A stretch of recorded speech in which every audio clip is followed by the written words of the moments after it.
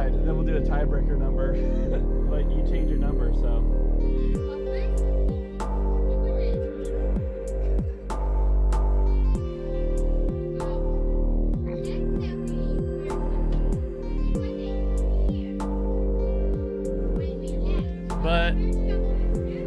But the thing is that both people, so it's not just, I don't want people fighting. I don't want people running to my house, pushing a person over, trying to get to a computer first. So if people want the same, if people want the one chair, one computer, if two people want the same one, then they can do a number game, and then I'll make a number, and then they can. I can't do that for Logan's computer. You said 3. You corrected to 3 after, my friend.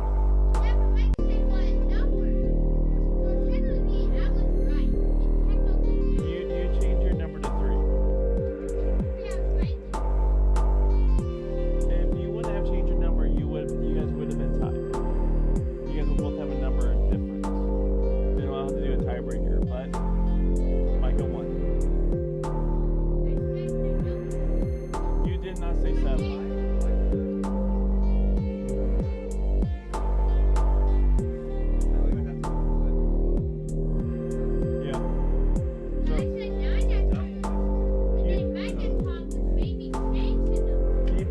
Every time. He picked 5.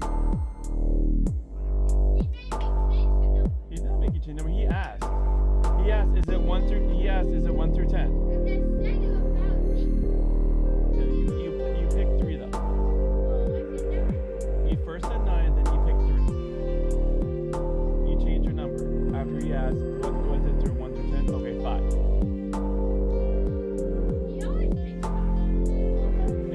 He could pick first. You could have picked 5 if you would have picked first. That's right. It's whoever was closest to the number, and I text Logan the number.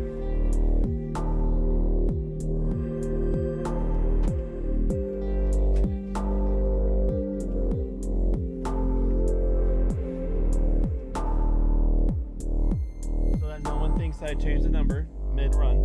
I text him the number so that.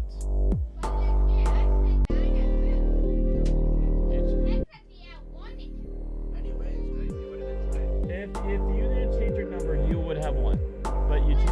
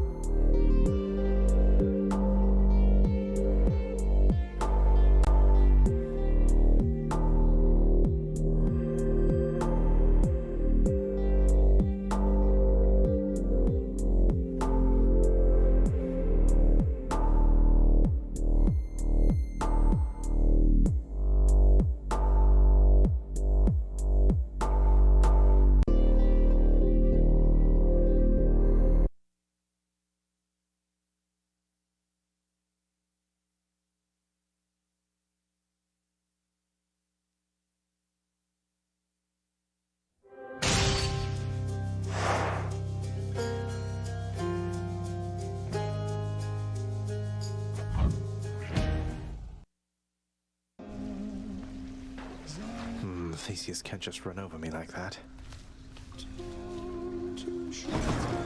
What? Achilles, sir, you happen to know whether Father authorized the transfer of a Macedonian Tau Lambda chariot to Elysium in recent memory? I ran into the former hero Theseus all joyriding about in one of those. I know the chariot you mean. It's not just any Macedonian. It's modified, apparently by Daedalus himself. No earthly weapons can do what it does. Though, please don't tell me Theseus put on that mask. What, you mean the golden matching mask? I saw him wearing it all right. Looked like a proper fool, I thought. What of it, though?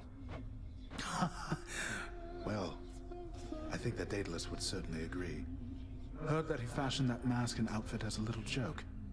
For someone deeply prideful and well unaware. It must have suited Theseus quite well then, yes? That it did, most definitely, sir.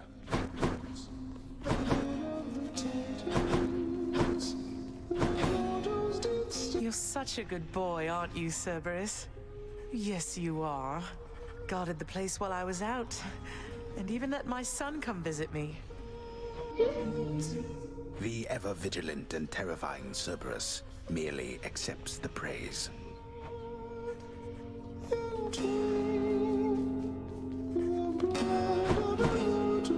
I don't often see you interact with Hypnos, Nyx, so I just wanted to make sure. Is everything all right? Hypnos still is learning independence, child. Thus I have decided it is best to keep my distance from him temporarily, else he shall continue to rely upon me, even for completing the most rudimentary requests. We have agreed he shall not call upon me for the time being. For the time being? How long are we talking? Can't remember the last time I saw you speaking with him now that you mention it. Based on his rate of progress, I suspect his education shall have been complete well before the dawning of the next age. Well, keep it up, Hypnos. Nyx, along with giving you this bottle of ambrosia here, there's something I've meant to say to you.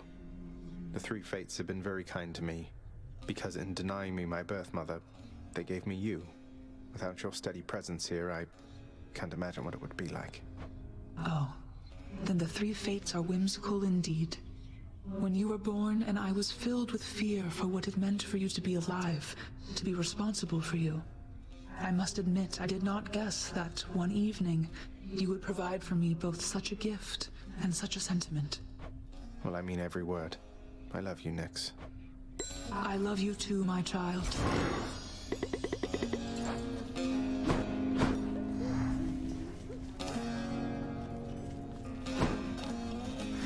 Here's what I caught. Why, thank you. Say, Dusa, in your work around the house, you wouldn't happen to have run into a Skelly character out in the courtyard there, have you? Oh, not really, because my work is in the house itself, and while the courtyard technically, it's kind of right outside, so I'm supposed to stay inside the walls, but I think I know who you mean. I've seen him, standing there just past your chamber doors. Why? Is he okay? I think so. I hope so. Too good to pass up. Gemstones, please. Think I'll take it. Trade you these gemstones. Seems like a good deal.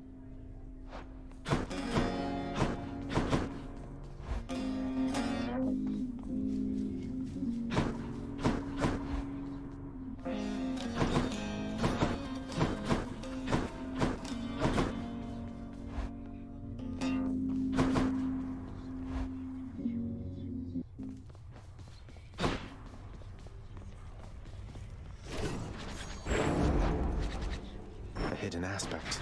This Lucifer won't be needing it. Too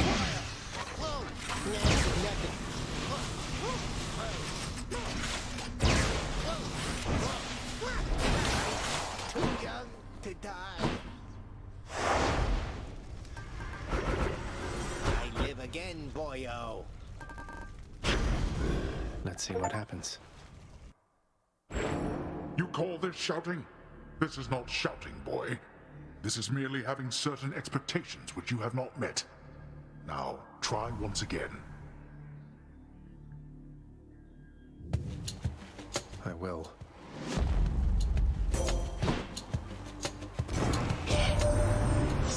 I think about the goddess Nyx and how I long for her to be the mother that I never had, cousin. Is it improper that I say such things to you? One would expect I would already have somebody on Olympus, yet it often feels as though I am the mother here.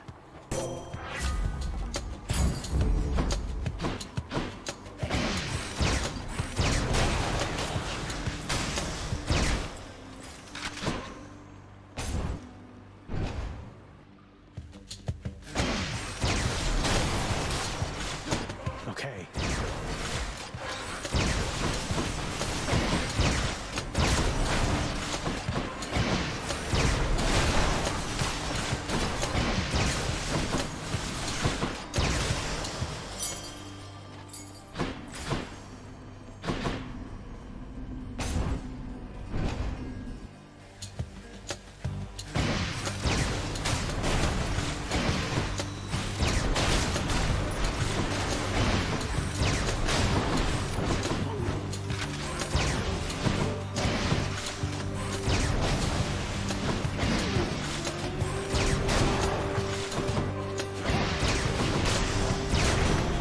Lord Uncle Zeus. King of the Olympians, Lord Zeus. Forgive this offer of ambrosia, for I know you have no limit of it there. But here it is the finest gift that can be given, and even still it isn't anything compared to all you've done for me. Thank you, Uncle. Now, nephew, you are most generous indeed in showing all this deference to me. But we must keep some distance, shouldn't we?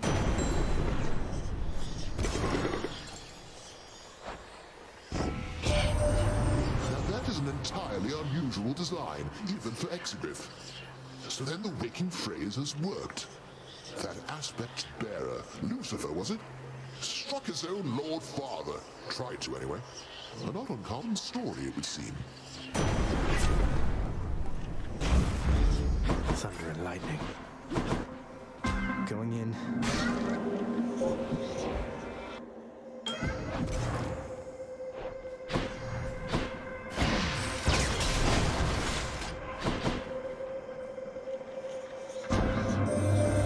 I sense your consternation, son of Hades, as you look about this space. You have another question, and are free to ask. Oh, it's just... I sometimes wonder, Master Chaos. If you created all of this, then who created you? What was this place before you arrived? All of this simply came to be, and so did I, presumably after a former time had finally reached its end. I hesitate to say it was an act of will. It was more like a sudden shift, as when a conflagration happens from a spark. I arrived at such a time, and all else then arrived from me.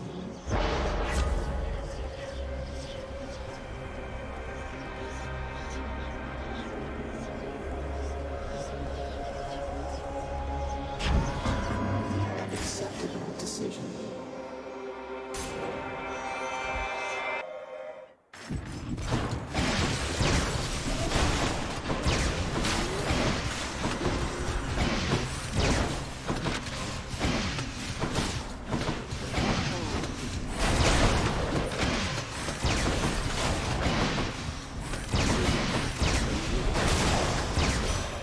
A boon.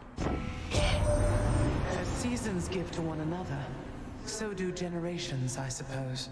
Hyperion, my father, he'd not one redeeming quality. My sisters and my foster brothers and myself. This world owes us a debt for ridding it of him and his kind.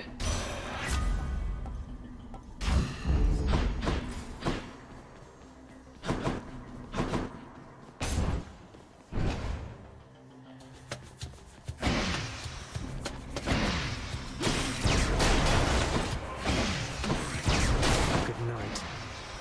Not now.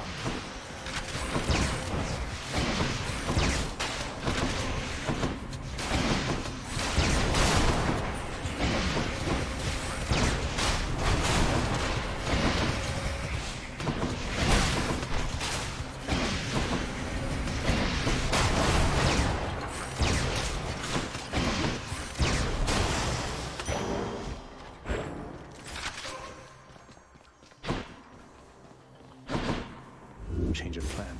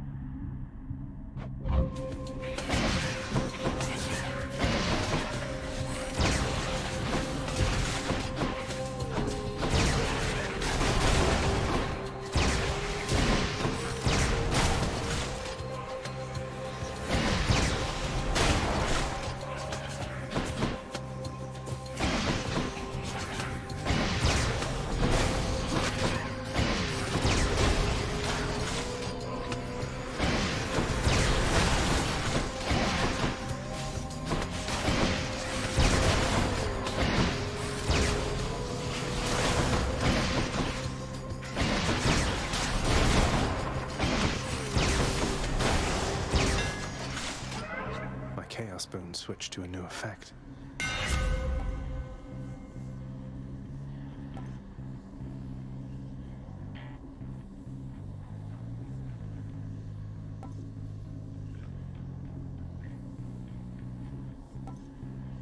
Let's see how this goes. Whatever, let's try it.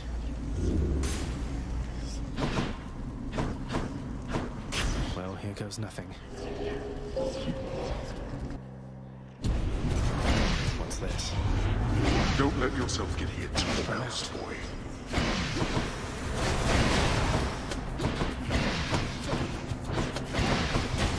I'm empty.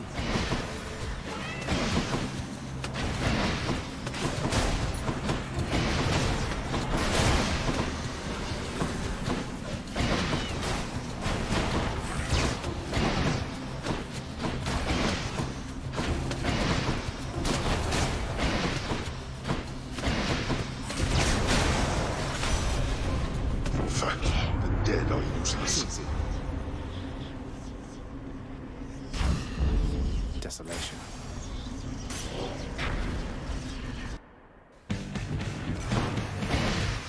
All right, Doomstone. Need to reload.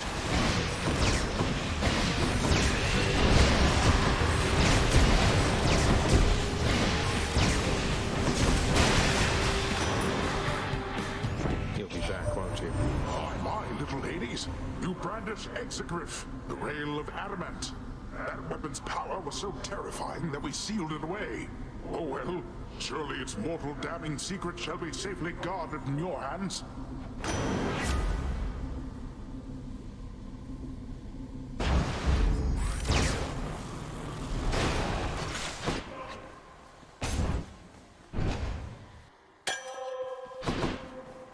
Guess I get a break.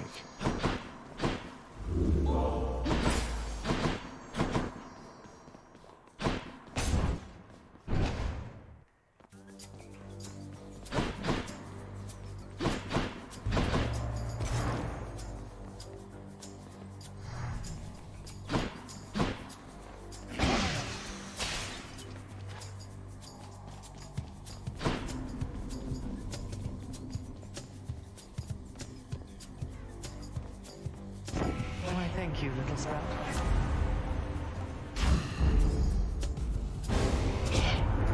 Upon Olympus, I'm your closest confidant. You'd best remember this before you spurn me again.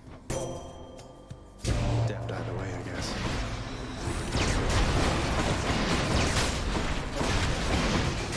Not yet.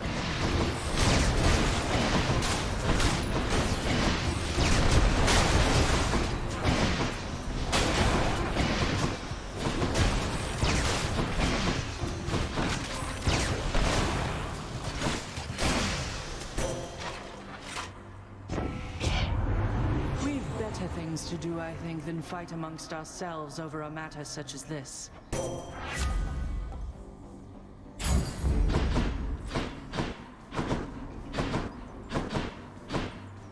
Let's try this instead.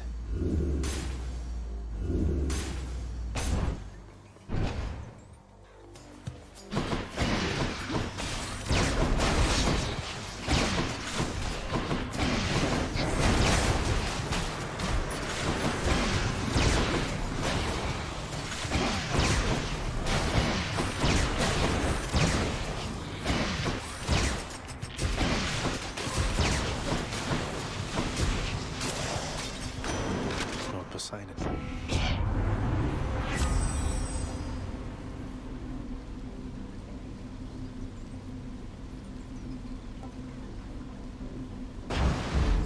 Let's make some waves. How bad could it be? My coffers are unwashed with pillaging.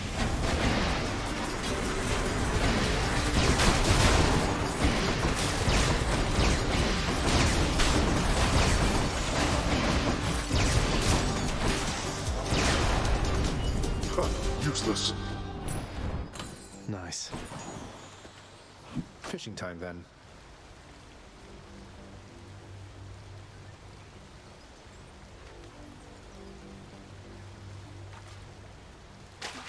Got you.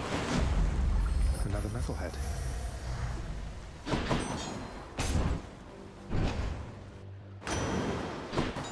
In the name of Hades.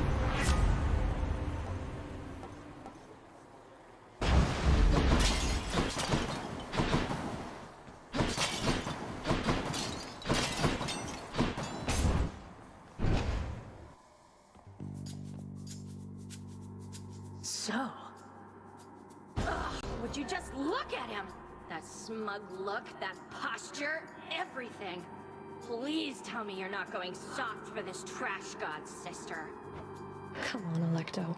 When was the last time that we looked to one another for approval? Besides, as long as we kill him, what do you even care? You know, fair point there, sister. Very nicely said. Let's kill him now!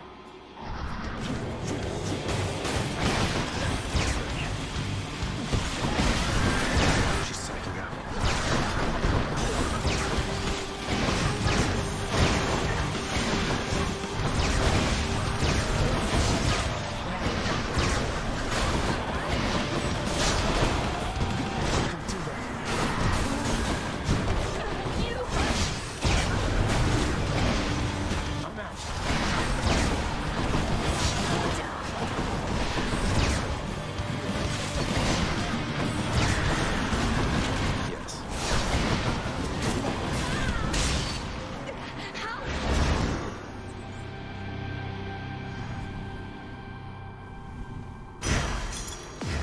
Titan blood.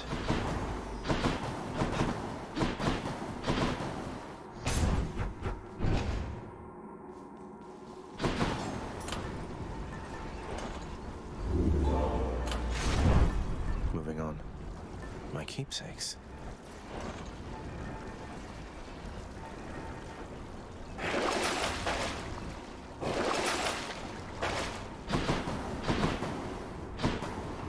Heading up.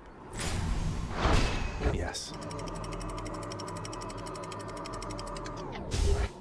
So that funk gets out, man. The Asphodel Meadows. I don't smell it, but I'm just, that's... Oh, Dude, that's this place another- can get pretty funky if that garage door's not open. With all the guys in here. You get that nerd funk. Was it good?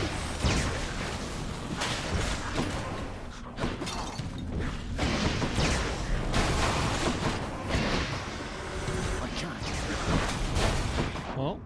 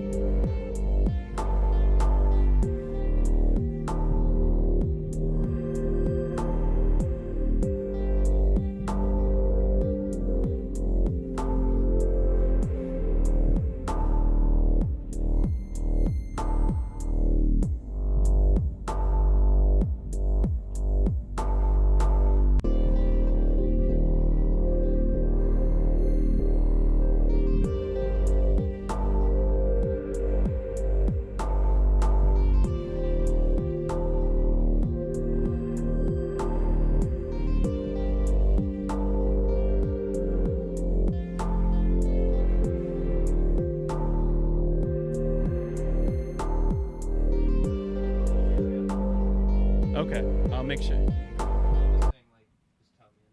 All right, I'll assume now that I'll say, hey, we're reading, and then thank you.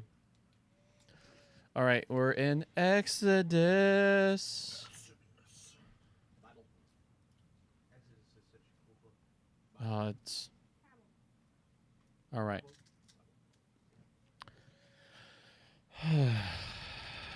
Thank you, Jesus, for today. Thank you that, man, you're so good. May we always cling to your ways of living. It's a land of cultivation, a land of community, a land of self-giving love. May we take these wonderful privileges that we have, that we can take the day, be on video games, we could go to Panera, get all the filthy, delicious beverages. We can go to the library, and have an abundance of literature. We live it's so good. Thank you. So may we remember the people who are suffering and see and learn how to help the other, partner with the other, and deplete our privilege like you have done on the cross. 100% God, man. So you put us in right relationship with you. We're your brothers and sisters, the ones who cling to you. So thank you. And as we read the writings of the ancients, please reveal to us what it means to them, and in turn what it means to the way you operate, Jesus, your self-giving love. Wonderful name, amen. Exodus chapter 11, verses 1 through 10. Knowing and acknowledging again. Yahweh said to Moses, there is yet one more blow I shall bring on Pharaoh and on Egypt. After that, he will send you off from here.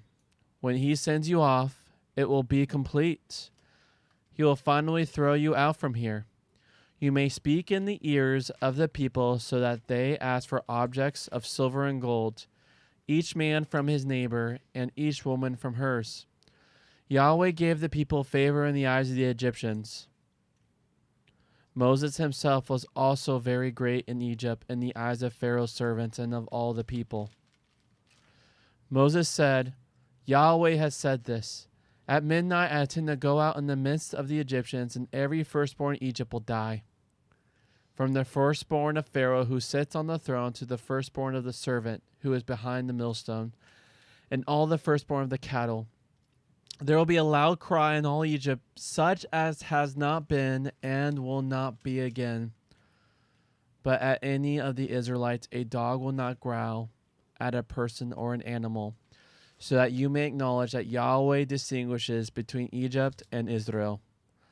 All these servants of yours will come down to me and bow down to me, saying, go out, you and all your people who follow you. After that I will go out. He went out from Pharaoh's presence in angry fury.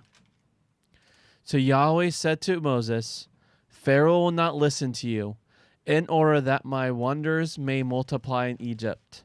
And Moses and Aaron had performed all these wonders before Pharaoh, but Yahweh had strengthened Pharaoh's resolve, and he did not send the Israelites off from his country.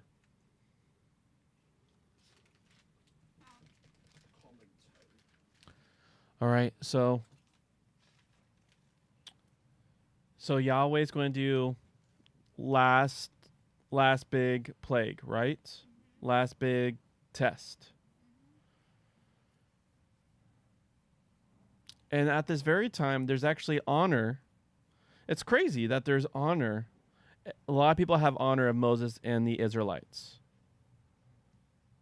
That's what favor is honor. And so what's the last big thing Yahweh is going to do? He's going to, as the Egyptians have killed the firstborn of the Israelites, Yahweh is going to go through and kill the firstborn of Pharaoh and anyone of the Egyptians. Anyone who doesn't put a blood on their doorpost. We'll get to, but right now anyone doesn't put blood on their doorpost. Lamb's blood.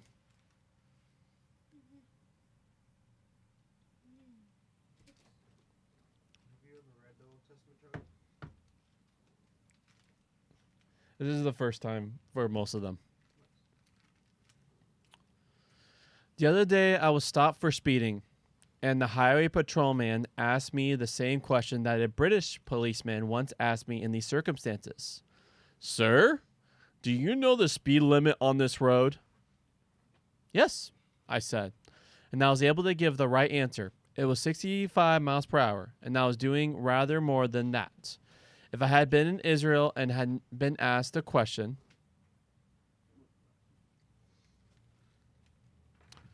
it would have seemed more complicated, at least in Old Testament times, because the verb for know also means acknowledge or recognize and thus obey. So what is know in Hebrew? Acknowledge and obey. Yeah, so know is like not just you. It's like, you know my rules with my equipment, like you wash your hands. So just knowing that, like you're supposed to wash your hands, but then you know it. So in here, like you know that. Like that's just mental knowledge. But then you don't wash your hands. In the Hebrew, would that be you know? That means you also obey. So it would be like you wash your hands before touching my equipment.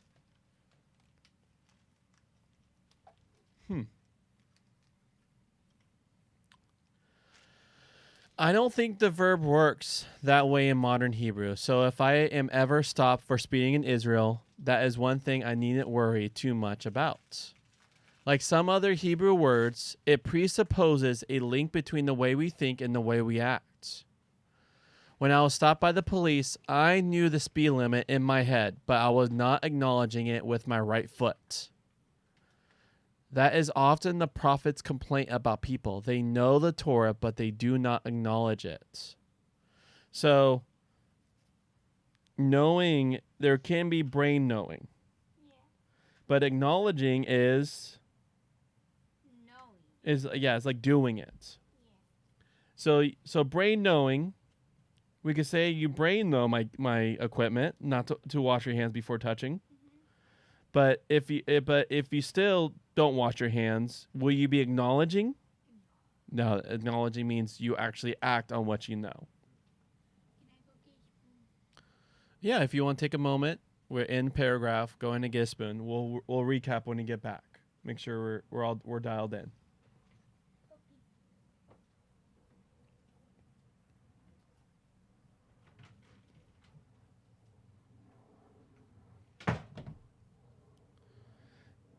That's really cool.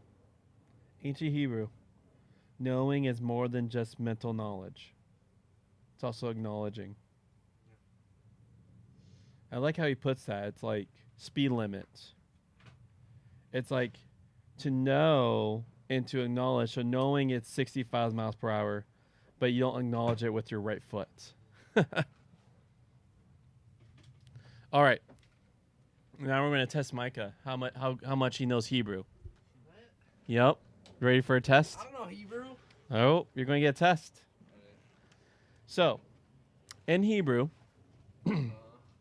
is knowing. So, let's say the speed limit is 65. Actually, we'll just use the keyboard example that I've been using, okay? You know that if your hands are dirty, that you're supposed to wash your hands before touching my equipment. Yeah. But then you don't wash your hands. Jason. Did you really know? In Hebrew, did you really know? What? So in Hebrew, in Hebrew context, in the ancient Hebrew, so there's like knowing, there's one thing about mental ascension knowing, but acknowledging your knowledge is actually following through. So you can know that you're supposed to wash your hands, but then if you start touching stuff with dirty, grimy hands, you didn't really know. You didn't really acknowledge.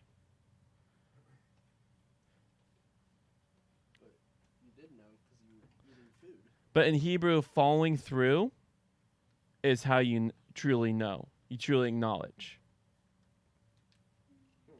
So it'd be like speed limit. So in our sense, like if it's speed, here's his example. If speed limit is 65 and a police officer, you get pulled over for speeding, a police officer will go, did you know the speed limit? And you go, yeah, I was 65. I was going faster. But in Hebrew, if you know it's 65, and that means you also actually go 65. He's like, I could just know it's 65, but my right foot doesn't acknowledge it. So that's how the word know works in Hebrew, is you have to acknowledge your knowledge. So you'll acknowledge your knowledge after you eat your flip it by washing your hands. After eating the chips, you wash your hands. That's acknowledging your knowledge.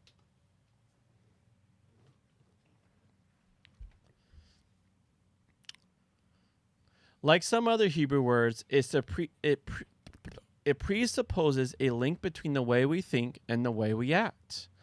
When I was stopped by the police, I knew the speed limit in my head, but I was not acknowledging it with my right foot.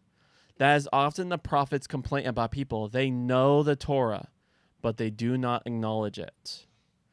It is not only Pharaoh that Yahweh wants to draw into acknowledging Yahweh. These signs are designed also to draw Israel into that acknowledgement. The logic is one Paul will pick up in Romans 1-3. The people of God can be good at recognizing other people's falling short of God's standard and be inclined to exempt themselves.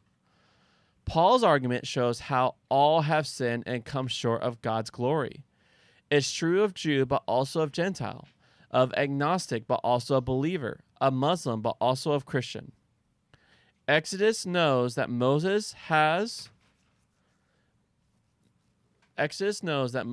Israel has as much need to acknowledge Yahweh as Egyptians have.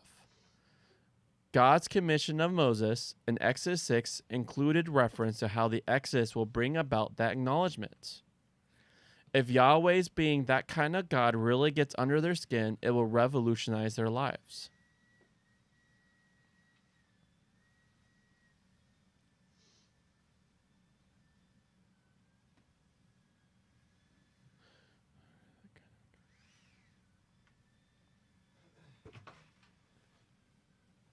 So by the way, Micah, my standard, even with Jason, is if you want media, next allotment of media, you got to be around during the reading.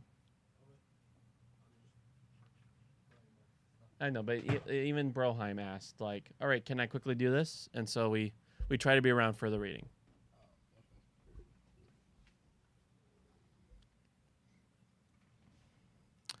Moses is to tell his son, the one he had failed to circumcise, and his grandson about the tough way Yahweh treated Pharaoh, so that they may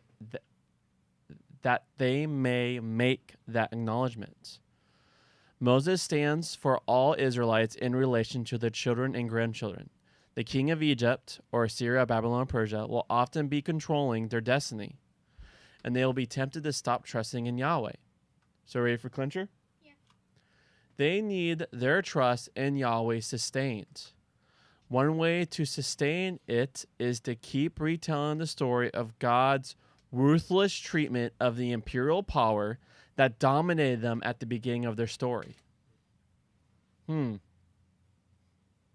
So, one way to remember the trust in Yahweh is they have to keep telling the story of how Yahweh treated harshly with the Egyptians or with the Israelites? Egyptians, right. Yes, Israel needs to keep acknowledging that Yahweh is God. Yahweh's encouraging Pharaoh to keep resisting pressure to release the Israelites means more and more signs of Yahweh's power, and these will encourage that acknowledgement.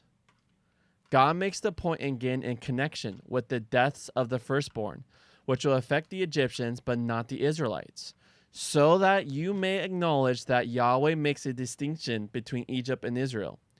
Little people like Israel can assume they count for nothing over against the superpowers of the day.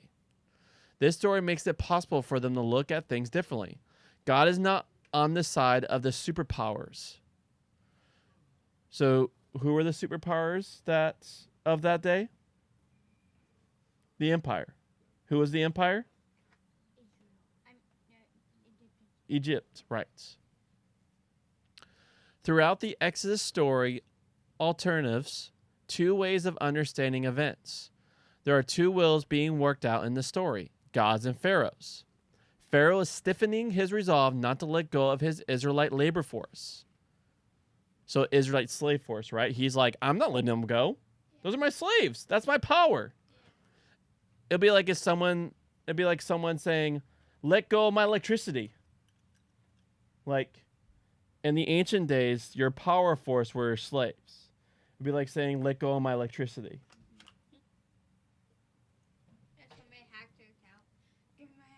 But the difference between, obviously electricity and slaves are people. But in the ancient world, slaves was your power force. Like Pharaoh, leaders can write books. They have free time because they have a power force. They have slaves. Be like us having dishwashers. But, obviously, again, slaves are people. But we are able to have more free time because of the electricity we have. We don't need human power so much. At the same time, God is stiffening Pharaoh's resolve, encouraging him not to let the Israelites go, all the while bidding him to let them go. The final catastrophe will bring about a total capitulation. There are several linked aspects to God's will. God is intent on ending the Israelites' suffering and also on enabling them to focus on serving God rather than having to give their energy to serving Pharaoh and building projects that just serve his interest. God is intent on showing Pharaoh who is God and who is in control of the world, and on Israel itself recognizing this. Further, God is intent on this being a story that will bring that truth home to the world, to people like us who still read the story. In order to achieve the first two of these ends, it will be fine to get the Israelites out of Egypt as easily and as quickly as possible. But in order to achieve the other three ends, it is useful if it takes longer. So God is quite happy to encourage Pharaoh not to give in too easily. His ever-increasing stupidity and its coming to a climax and the terrible catastrophe that is imminent would have frightening implications for the leader of any great power. Such a leader cannot afford to fall into the trap of thinking he or she is God, which may bring down terrible calamity on the people. It also contains great encouragement for later Israel and for other powerless nations and people. Great leaders and great powers fall, and great is the fall thereof. Exodus announced one way of putting this when Moses was first sent to bid Pharaoh to let the Israelites leave. Israel is God's firstborn. That is, Israel is the one whom God intends to privilege in connection with its having a special responsibility and role to fulfill for its father in relation to the rest of the human family. Pharaoh is trying to hold onto this firstborn and use it to fulfill his own ends. Like a mafia boss sending a message to a foolish small fry who thinks he can defy the big guy. God offered friendly advice to Pharaoh. It will be wise to let go of my firstborn, otherwise I will take yours. Yet for all the impressiveness of Egyptian wisdom, wisdom is not Pharaoh's strong suit. He has come to make too much of himself, and this is the moment when the chickens come home to roast. Jesus will warn that when people fail to give food and drink, hospitality and clothing, which would be quite a good way to describe how the Egyptians had treated the Israelites, to members of his family, they depart into eternal fire. Exodus is less frightening. Only the firstborn of the nation pay the price, and it is only this worldly price. The note about the generosity of ordinary Egyptians makes a similar point in a very different way. They are quite happy to make gifts to the Israelites that will be used to build a sanctuary for God. In this sense, they join in serving God. That is a good... So the Egyptians who acknowledge Yahweh, they give gifts. Which then, later as we talk about the temple of God and the multiple times the temple gets destroyed, this is like their gifts are used in part of making the first temple. So thusly, they're serving God. They're serving Yahweh. There is some jerkiness about this section of Exodus, presumably issuing from the way it combines different versions of the story. At the end of chapter 10, we would have assumed Moses had left Pharaoh, but in chapter 11, verse 4, he still seems to be in Pharaoh's presence. So this means the hot anger with which Moses leaves Pharaoh links with the standoff at the end of chapter 10. It is the first time Moses has become angry. Maybe we should infer some anger when he killed the Egyptian in his youth. We have had one or two references to God's being angry, and maybe Moses is now learning to be more like God. Anger is an important energy-producing emotion for people who are called to do the right thing when it involves firm and aggressive action, or even simply to react in the right way to wrongdoing like Pharaoh's. All right, friends, we talked a lot. So,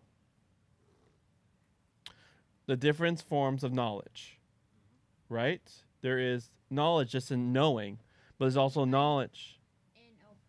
Yeah, there is knowledge that is actually you do the action. And then, oh my gosh, now my brain is, yeah, all right, we'll just leave it at that. That's good. Now we know knowledge. It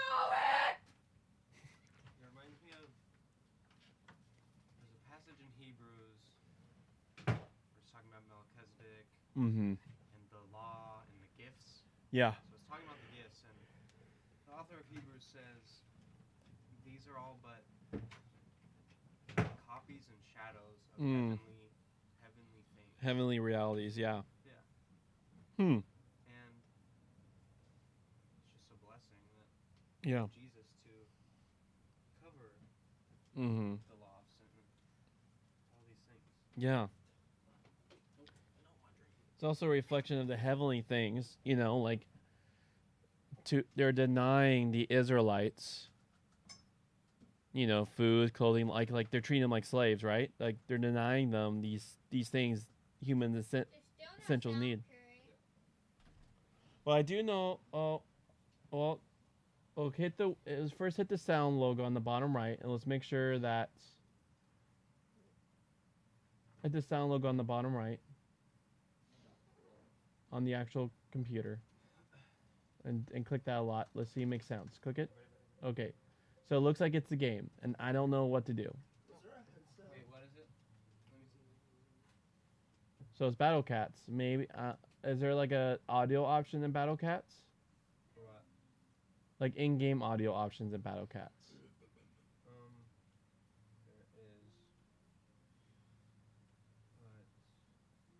There is. What's wrong?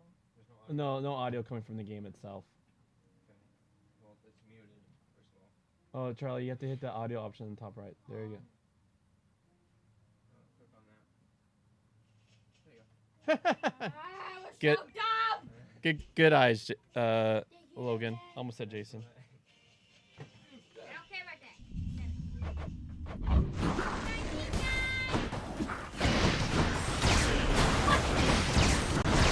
No chance.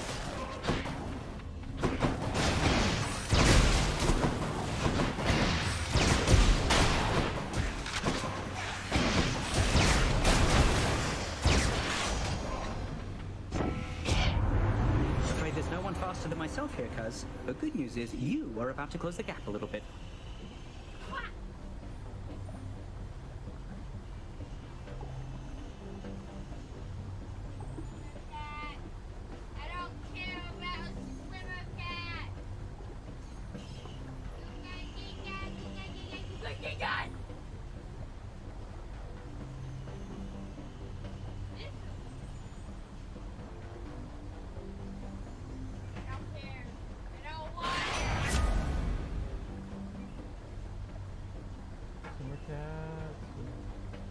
Yes.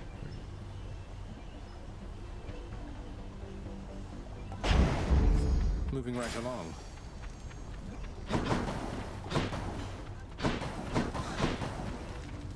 I don't have access.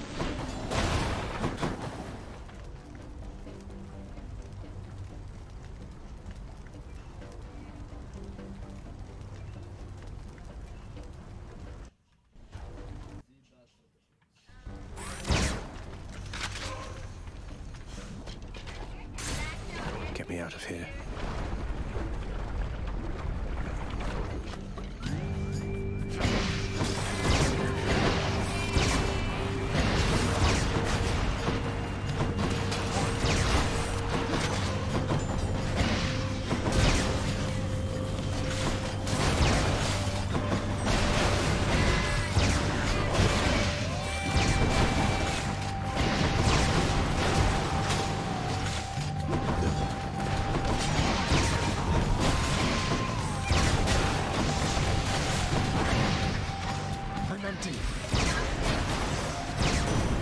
Lord Zeus.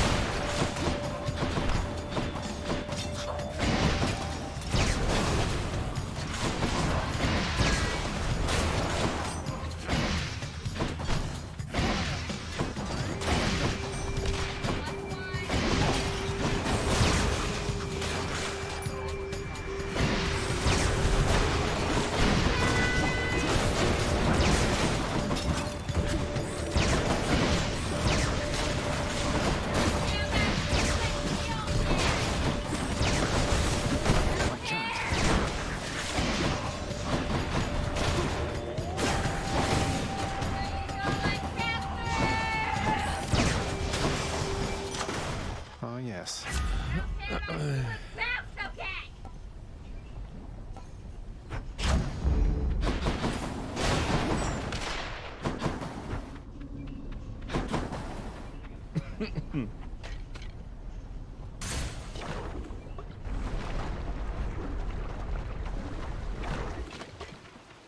Time for another voyage aboard the Barge of Death.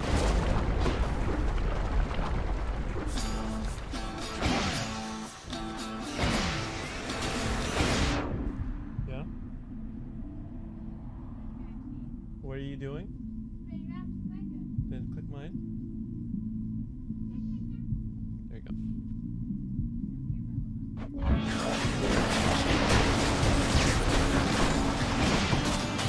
Not now.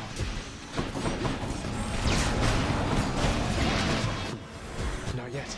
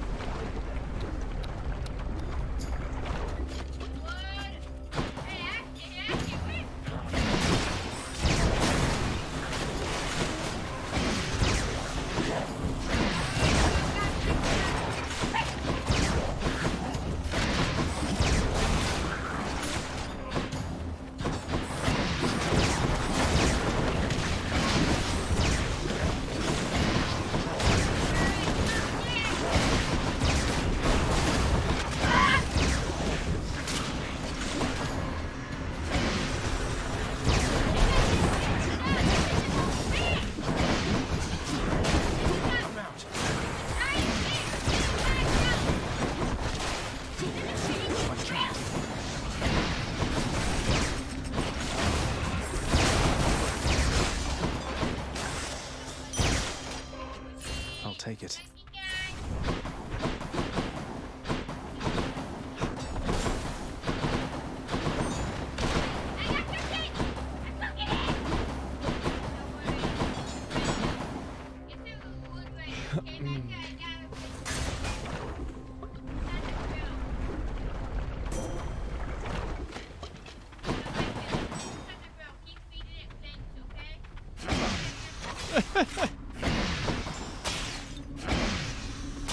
Olympus, I accept this message.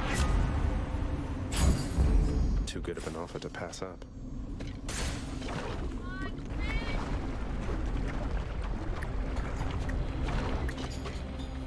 All right, Ernie, let's have it out between us then.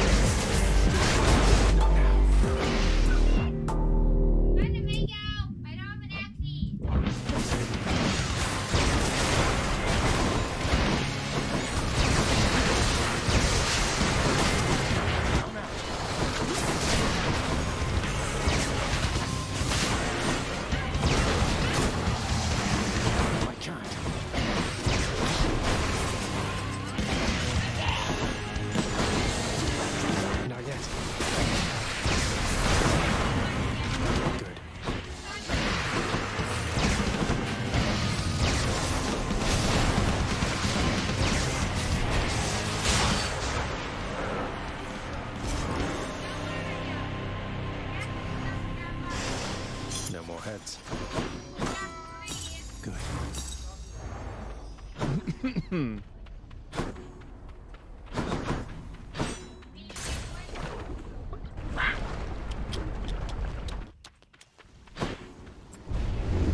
We'll have you back here soon enough, I think.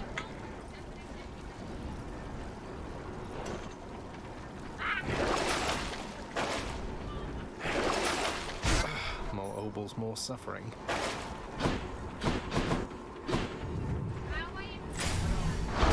Courtesy of the Pact.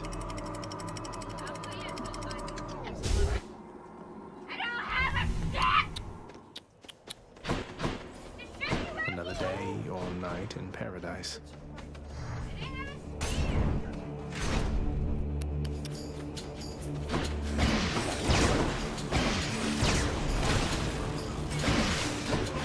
Can't do that.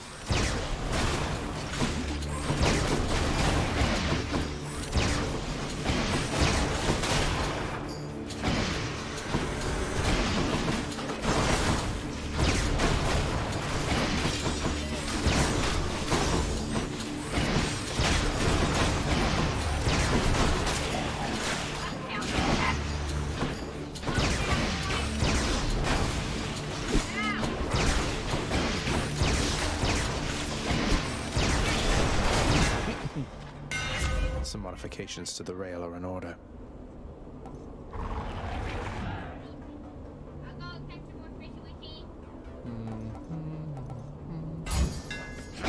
Deadlier than ever.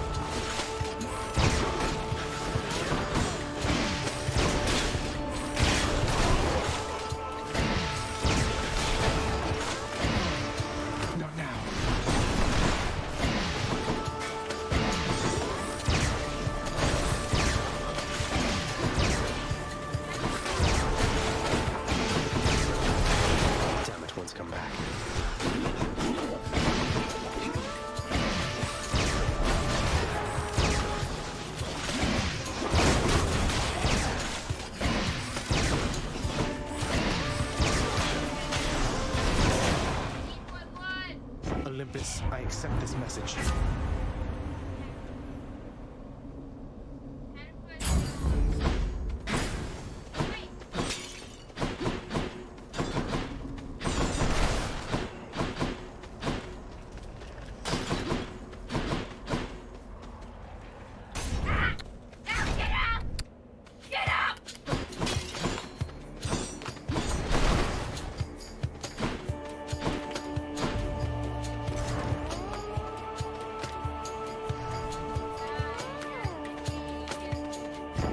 Wisely decided there, young man.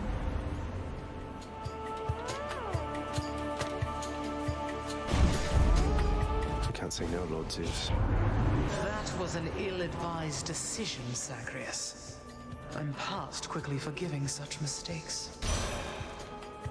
Lady Demeter, apologies.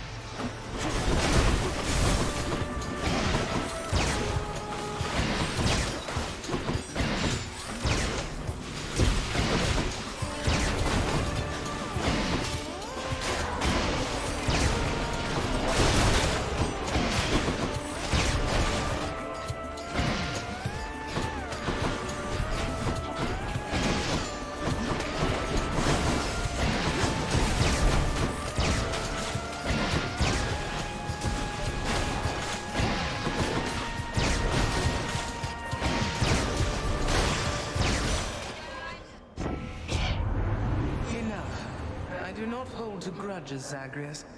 You've my good graces, and my temper's cooled for now.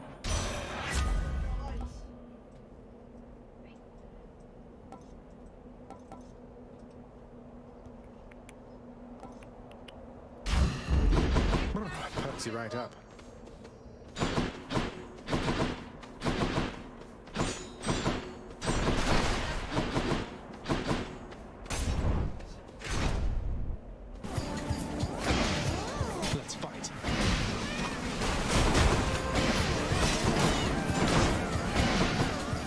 empty. Ready. I'm empty.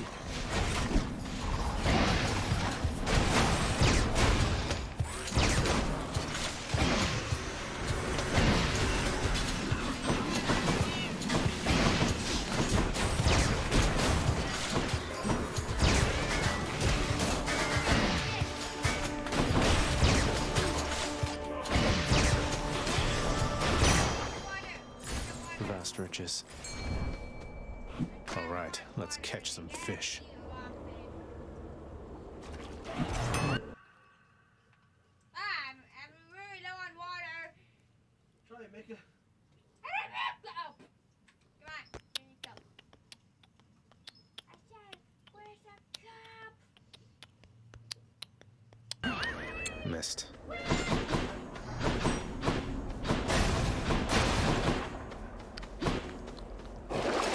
What do we have?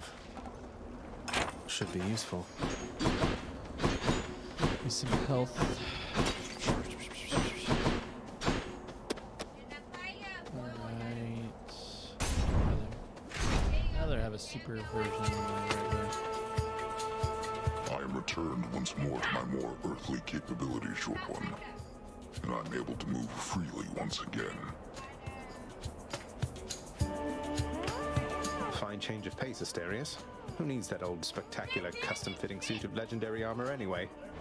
You mock me, yet you know nothing of being trapped, enclosed in something and unable to break free. I need no armor to fight you.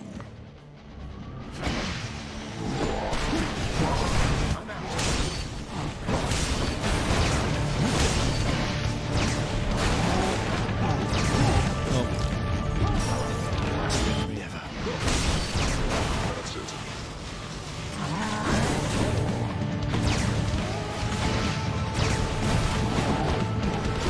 Not yet.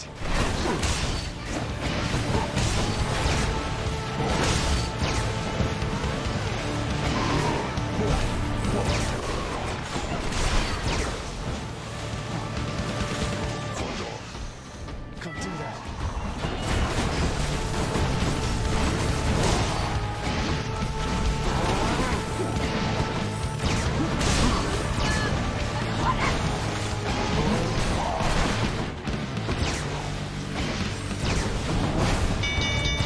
Cease fire. I yield. I got him. It's Demeter. In the name of Hades.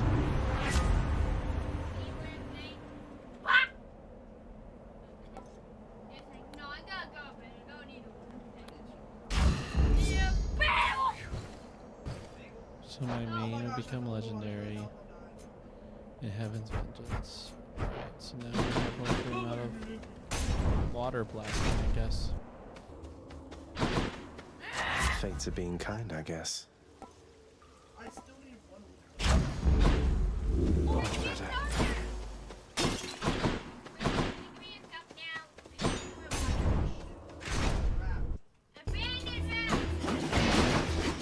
I can't.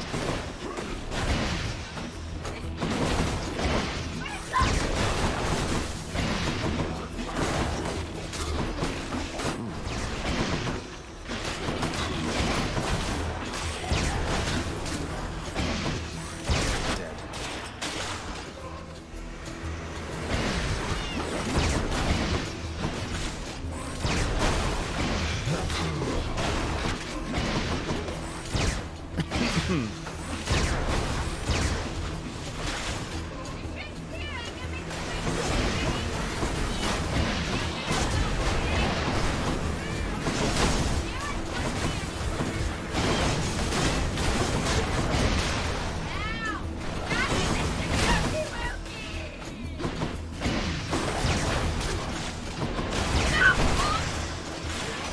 Right on time.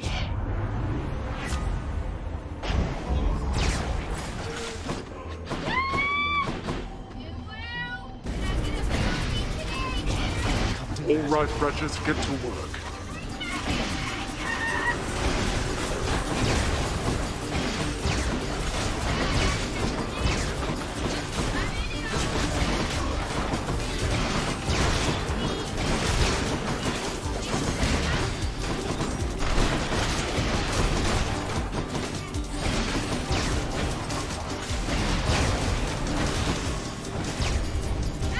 useless. Excellent.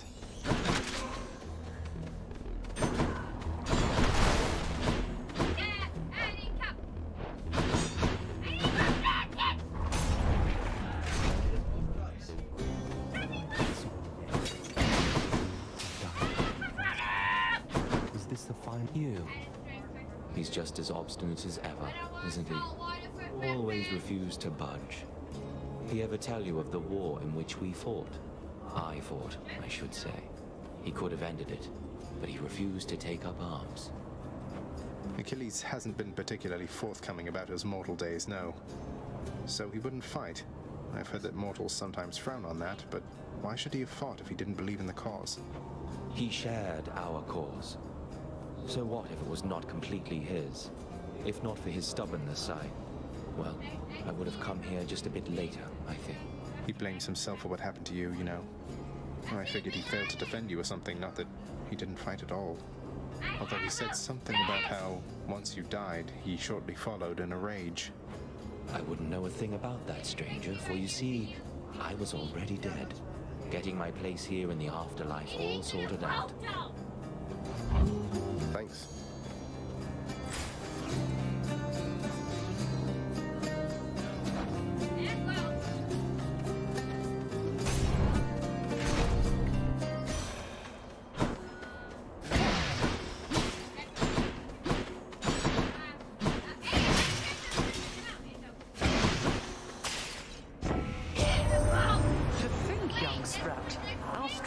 Athena, warrior goddess, sprang from Zeus's head.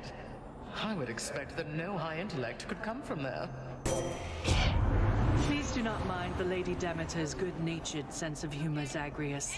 She and my father often... Yes.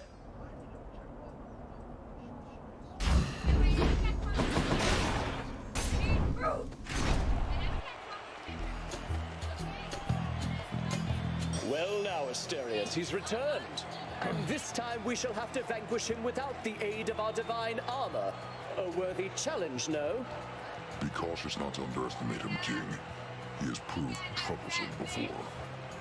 Nonsense, my friend. For how can one underestimate that which deserves no esteem whatsoever? Together now, attack!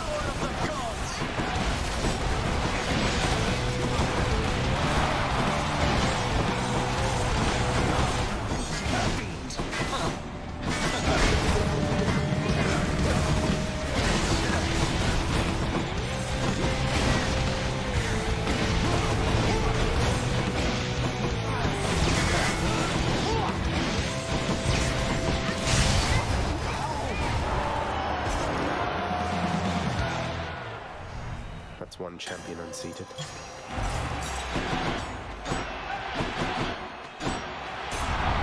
Happy to entertain you, Shades.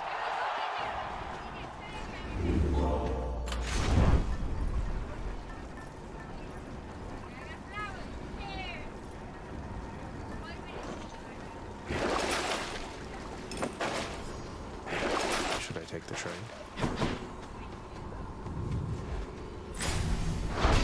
In the bag.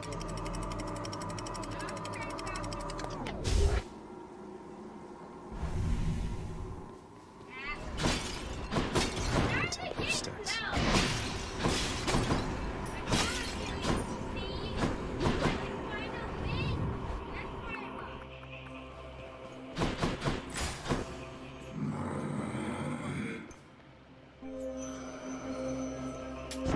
Why not?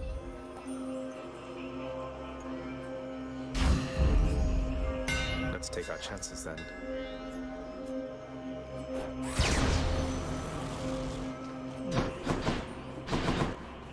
Where to? Let's do that. Let's get those. Try this way.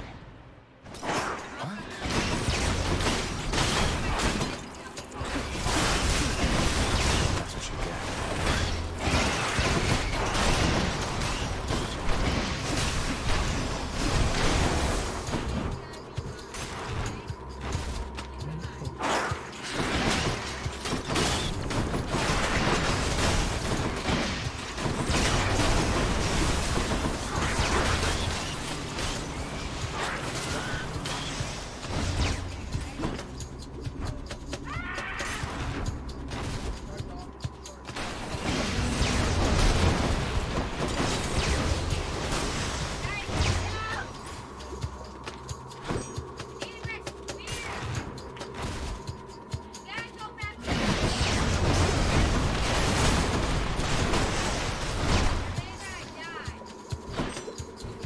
Tasty, sort of.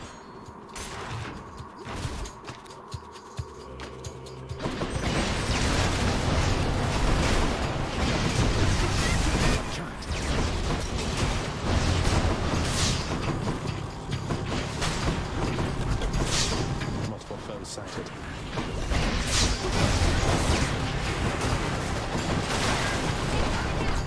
More coming then.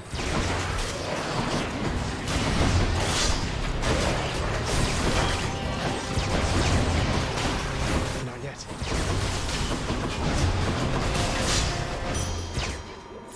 Should fetch me something.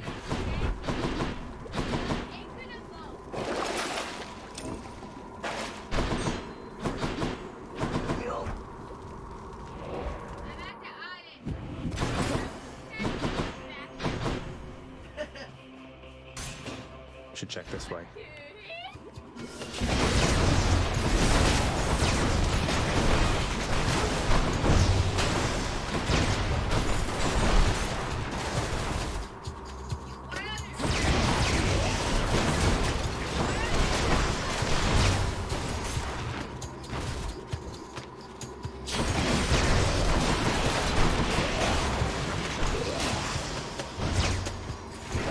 Should I take the trade?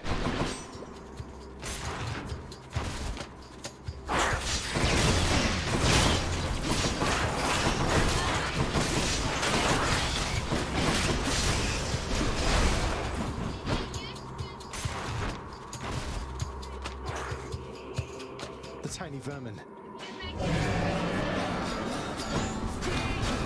I'm empty.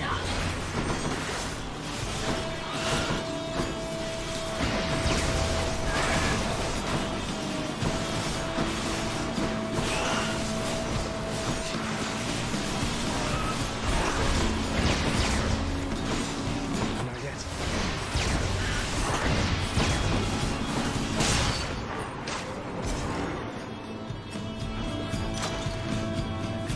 Pick on somebody your own size next time.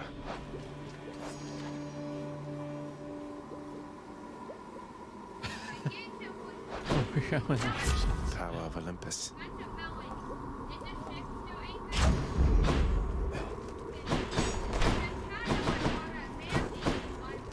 Let's just go down this Satyr hole. Pleasure doing business.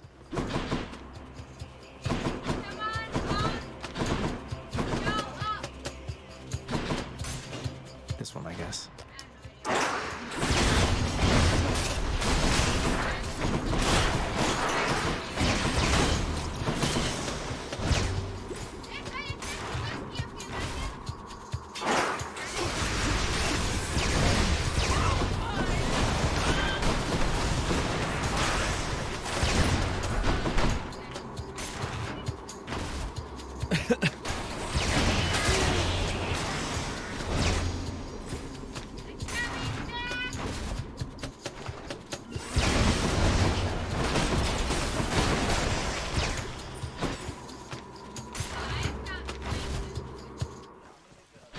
satyr sack.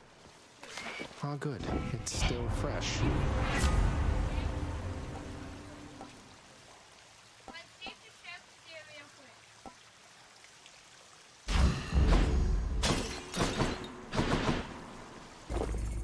That's something.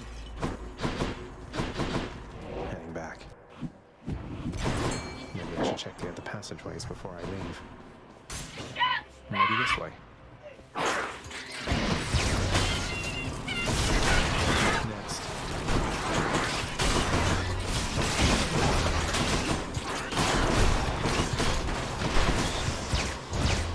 No use. Something I can use.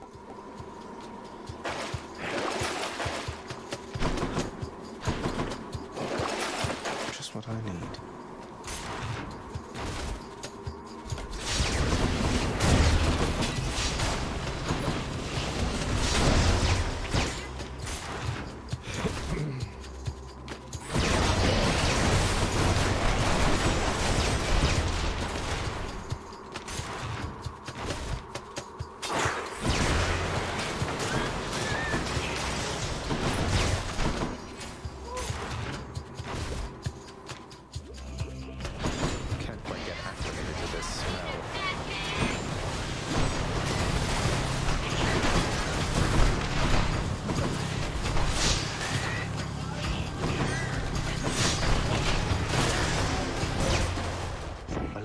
I accept this message.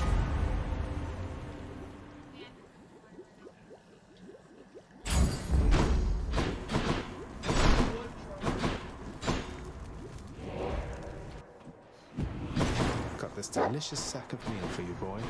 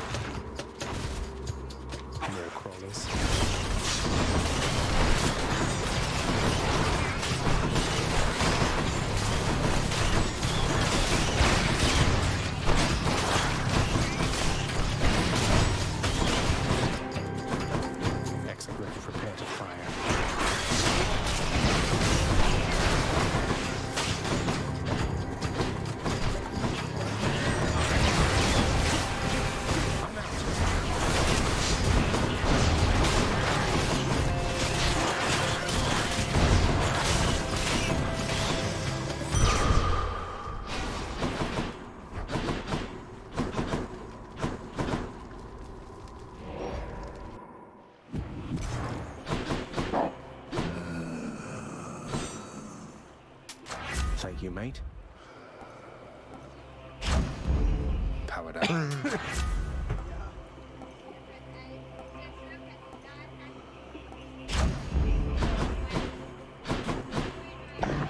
Fang-bearing Cerberus directs all three of its attentions toward the satyr sack.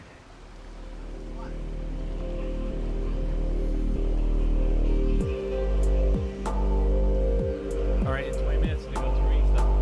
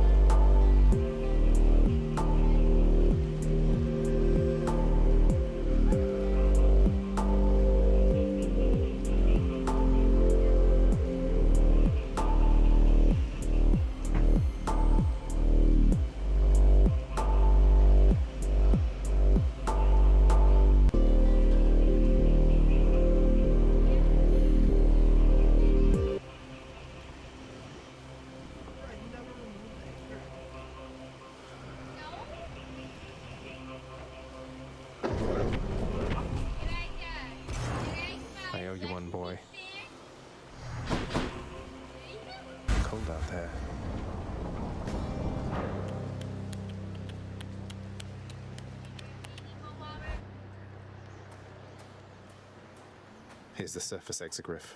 Maybe it's as rare a sight for Lucifer as it is for me. You approached me with that loathsome rail, boy, emanating a hellish fury more even than usual at that. Little surprise you took a shine to it. It was the weapon that I hated most of all. Well, someone called Lucifer apparently thought differently and took a crack at his own father with it once. This one's for him, then. Invoking names you know nothing about. Presuming all the while far too much. You take that monstrous artifact for another friend. You would be wiser to be wary of its influence. But let us fight.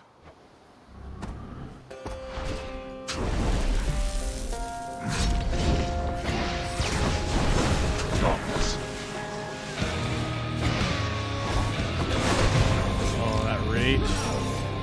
Ah, you. Death is inescapable.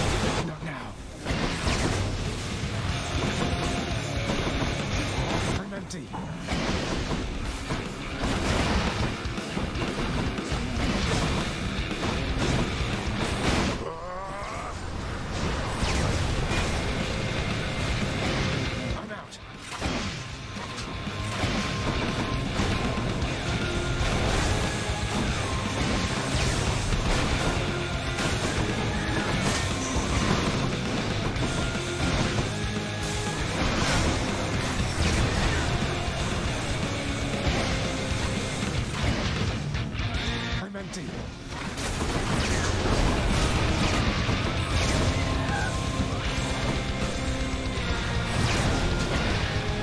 Can't do that.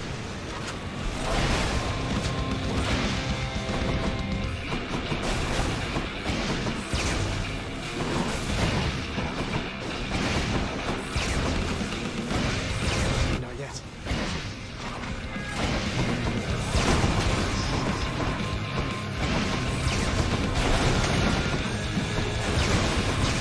Not now. Out of my sight. I can't.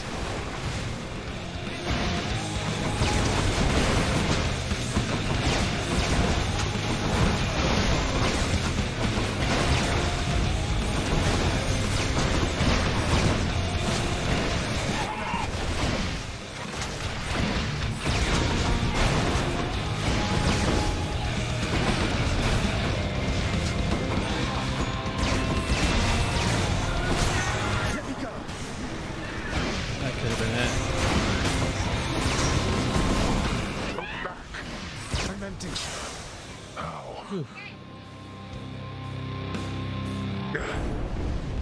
You have your mother's perseverance. How is it that you got this strong? Geron, take me home. Got you.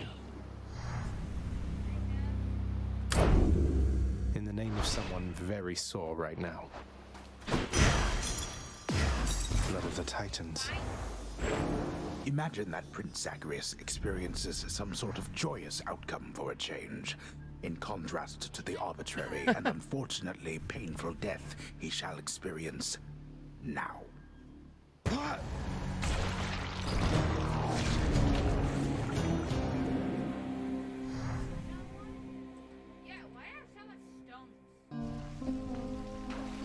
Wonder if I can get out even faster. Zagreus, come here a moment, please.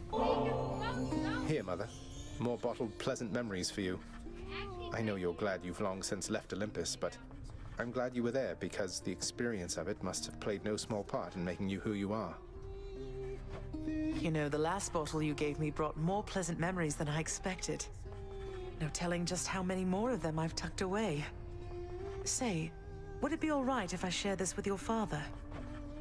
It is yours to do with as you please. Almost sounded like a no to me. No, I mean, yes, please share it with Father if he would be willing. I imagine what few pleasant memories he has are all of you. Nonsense. There's also Cerberus. Present company excluded. Come on, son. Your father has a lot of work to do, but I'm absolutely certain that he has fond memories of you. Though I know that isn't reassuring coming from me. Everything is somehow reassuring coming from you, Mother.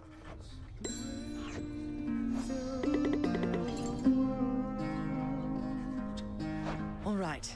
We've matters with Olympus to resolve. They don't know I'm here, most of them, besides Zeus, maybe Athena. They think you're Nyx's son rather than mine, and that your goal is still to join them on their mountaintop. What a mess. What can we do? The gods of Olympus have all been very good to me for the most part. I don't feel great about deceiving them. They keep trying to help me escape. What can we do? We can make peace with them, and let them know the truth. So much of it as they would tolerate. Diplomacy is not your father's strong suit. But I'm going to need you two to do exactly as I say. Do you understand? Yes, Mother. So what do you intend to do, and how do I fit in?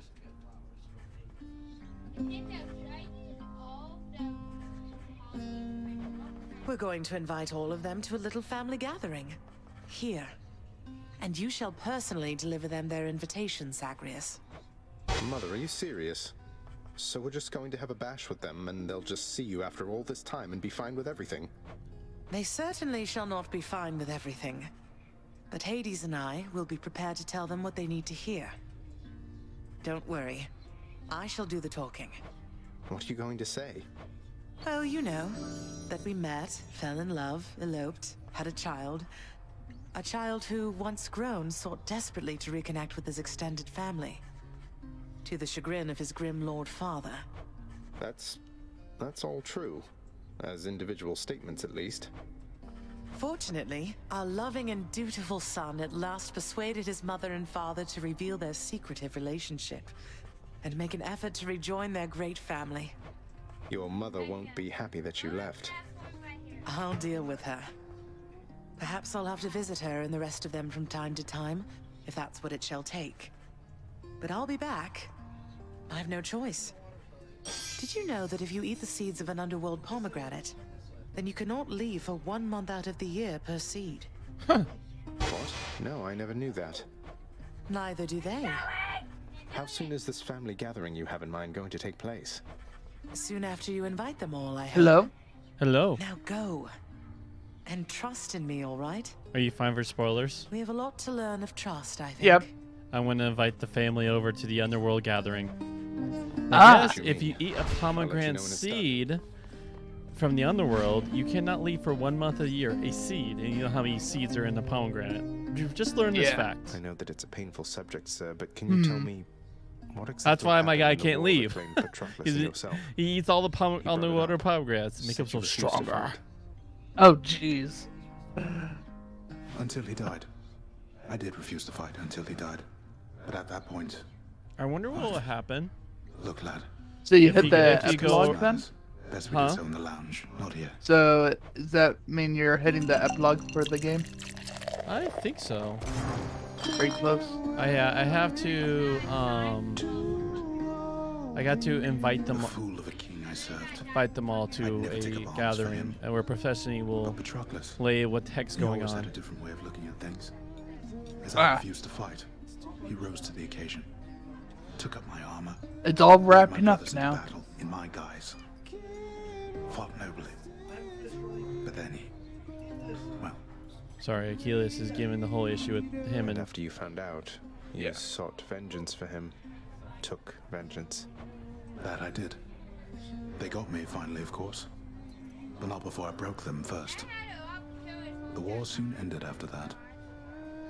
It is an awful contradiction that to quickly end war, one need only extinguish many lives at once. I had not realized it at the time. Did you allow yourself to die so that you could see Patroclus again here? I don't know. Maybe. I only know that I was filled with rage. Rage that subsided soon after I arrived here. I felt empty. I never saw Patroclus again. But I learned my brothers honored my last request, as my ashes were laid to rest with his. Anyway, appreciate the drink. Suppose I'd best be getting back to standing quietly about. Though that war, lad. Don't ask me about it again. All right? Of course.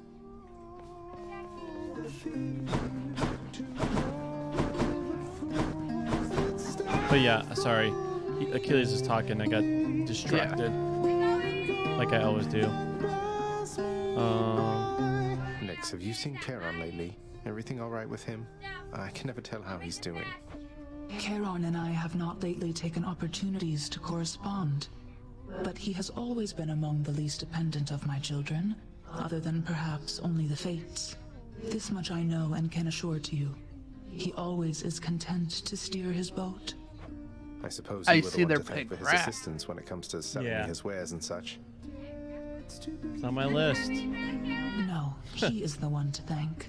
Do not I mistake own it. his It's on the speech for separate lack list of cleverness. games. I He feel serves like this house as I do, Mhm. but he does not answer to me. That's true. I have survival answer to me games. either. I feel like I have to go through my RPG list to be one to hit all the survival games. So we'll see. Well, after Yeah, the survival Grounded, games. like I'm totally down doing it, but You we sure that you're gotta all right finish with Grounded. everything? I just. Yeah, I but wouldn't also want you to be Grounded caught has in a the middle of all story, this. but a Yeah. lot of them If you are so a much lot as said to less, call it off.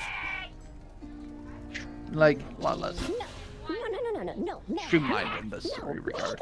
Come on. No, are you kidding me? I mean, I couldn't be happier about it, really. You deserve this. As long as you're happy yourself, right? Well, thank you, Dusa. You've always been so kind. I don't quite know what to say. Hey, now, that's my line. Look, though, I better get going, but I just want to say this is great news, all right? Thank you for telling me. You're right. And same to you. Chef. Totally worth it. I could use that. The diamond, please. Here you go. Should probably save the ambrosia.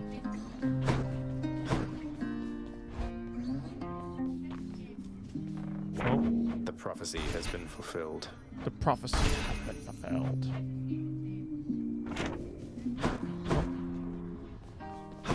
Got more.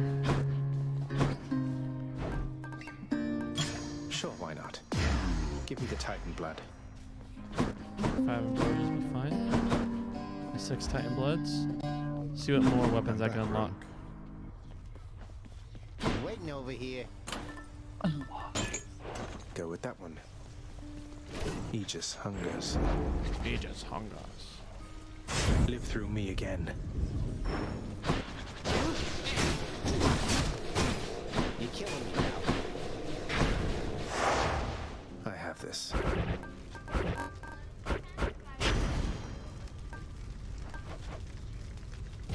This one's for you, Mother. Now I invite the whole family over for a little get-together. Huh. Your sword is awfully glowy. Yeah, it's Excalibur. Ah. The fun one.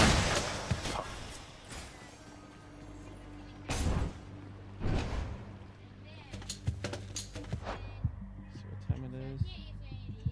Alright, boys, in 4 minutes we go through reading step, okay?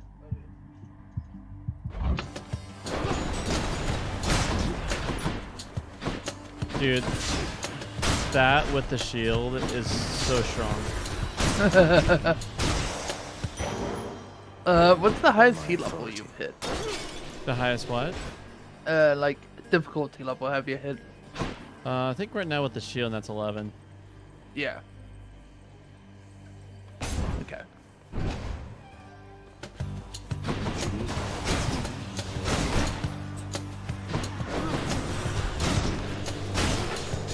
I bet she's going to feed the family pomegranate so they can't leave until they figure out their stuff. Here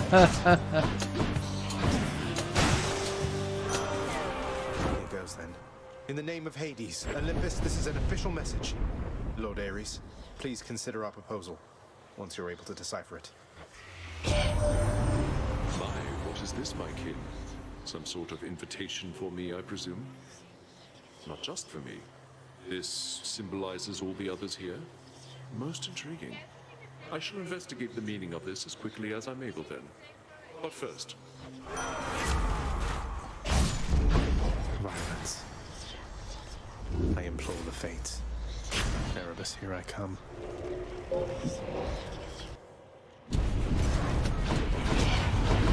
One false move is all it takes here.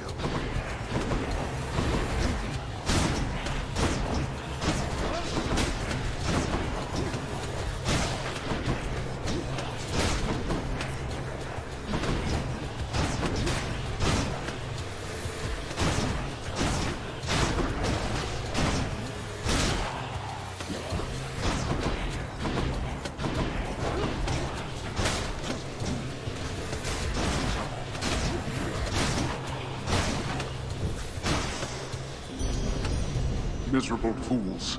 Okay, I think I'm ready. In the name of Hades, Olympus, this is an official message, and I hope it finds you well, Lady Aphrodite. Why, this is something, dearest. Such an enigmatic message you have sent. How positively captivating. I must know what it says. It bears the marks of others on Olympus, so perhaps we ought to share some common knowledge on the subject. Hmm? Hot time. What else? That's cool. So the run literally makes me go through every... I thought I was going to do multiple runs so I eventually get them all, but they're legitimately every time I get get a chance to get a boon, it's that here, the other. It's going to be a new one. Yeah. All right, Char. So please don't start another round. We're at time. Okay. Well, unready, please.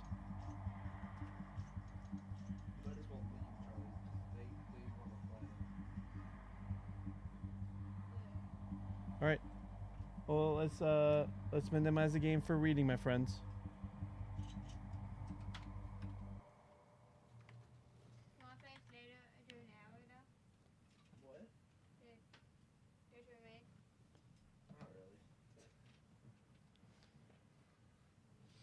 You ready? All right. I'll talk to you later. All right. I love you, man. Enjoy your reading your game. Yeah. I always enjoy reading. Jesus, you're only one amazing. Thank you for you and your steadfast loving kindness. Thank you that you are the most patient Elohim ever. You are our Yahweh. Thank you that in your plan on making all crooked straight, you have hold the final judgment. Because I'm here, because you're just holding, and I thank you. And in your plan, there's gonna be some great day where that happens, and we look forward to it, and we usher it to come. And at the same time, we're very thankful that you have hold the final days. You are the most patient and loving.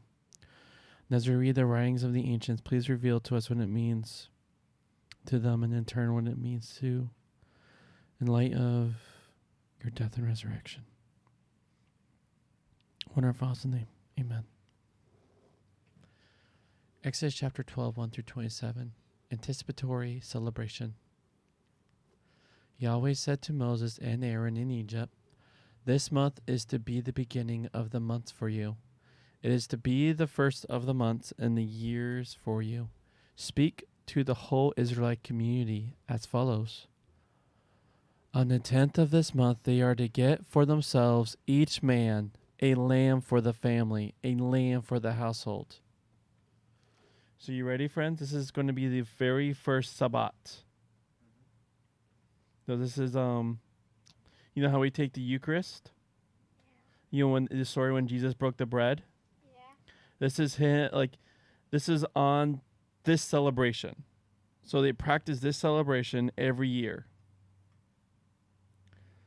And this is when Jesus took the Sabbat, took the communion, took the first communion. This is not I don't know if I explain this. So every year the Jewish people honor this time. And so one of those years, when Jesus was around, during the time of honor, is when he enacted remembering him.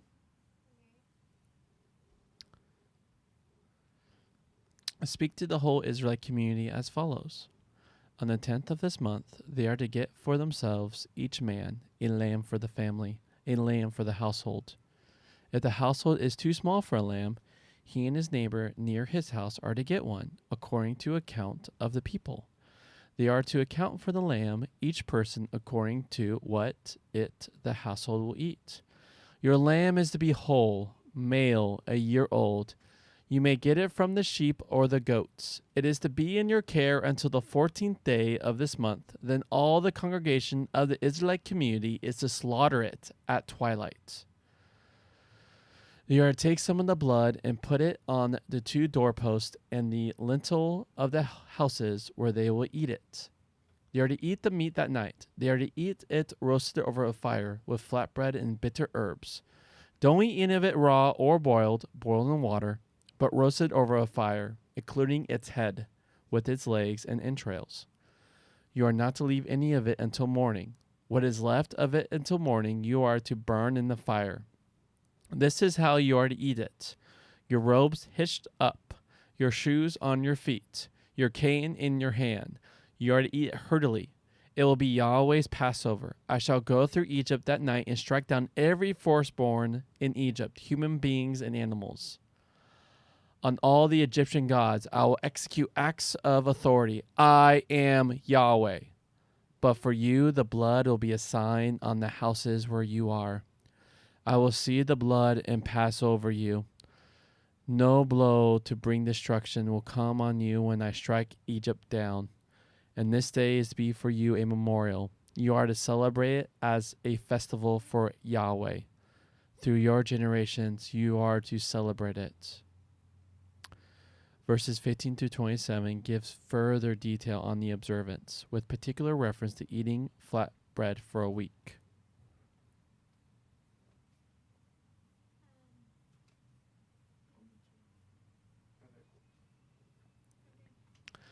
I am sometimes asked, what do you miss about England? One of my joke replies is that I miss a magnificent chocolate and cream pastry called an elephant's foot that they sell at a bakery where we often had Saturday lunch. Another reply is proximity to Israel. The last time we went there, 2 years before our move to the United States, the trip came immediately after Easter, which that year came at the same time as Passover. We were driving through the Galilee mountains and stopped at a fast food stand at lunchtime, where I tried to buy a sandwich. The man looked at me in disbelief. Of course there were no sandwiches. It's Passover week, for goodness sake. There is no bread from which you can make sandwich this week. I felt really stupid. I almost got the impression that the man thought I might be from the rabbinic police, trying to catch Jews who are not observing Passover properly. It was one of those moments when you realize that the observances and other realities of which Scripture speaks are not just things from the past or stories in the book, but contemporary realities. Passover is not just an event from a nation's past in the way that King Arthur or William the Conqueror might be for me. Ready for clincher? It is the event from the past that shapes the present for Jewish people. One symbol of this fact is that the month of Passover, which corresponds to the latter part of March and the beginning of April, is now to mark the beginning of the year. Israel did not take that literally, and neither do modern Jews. The year begins in September. But in terms of faith, theology, and self-understanding, the year begins in spring, because Passover marks the beginning of Israel's move as a nation from the service of Pharaoh to the service of God. Good Friday thus also falls in March or April, because Jesus was crucified at Passover time. And the Last Supper was a Passover meal. Holy Communion thus links with Passover. Though Passover more vividly reenacts the event, it commemorates and brings home its significance to people. So you know how we have a new year, right? It's the end of December, beginning of January. So for the Jewish people, from what we're hearing here, when is their new year? Metaphorically, when is their new year? Actually, it's in March. End of March, early April. Because this is when they were free from slavery. This is the mark of it. This is something they celebrate every year. This is their identifying New Year. And this is when 2,000 years ago, around March, in the March, early April, when Jesus broke bread. In that celebration. Like Thanksgiving in the United States or Christmas in Britain, Passover is a family occasion, though it is more than that. It is not individual nuclear families that celebrate it, then spend a week experimenting with recipe for leftover turkey.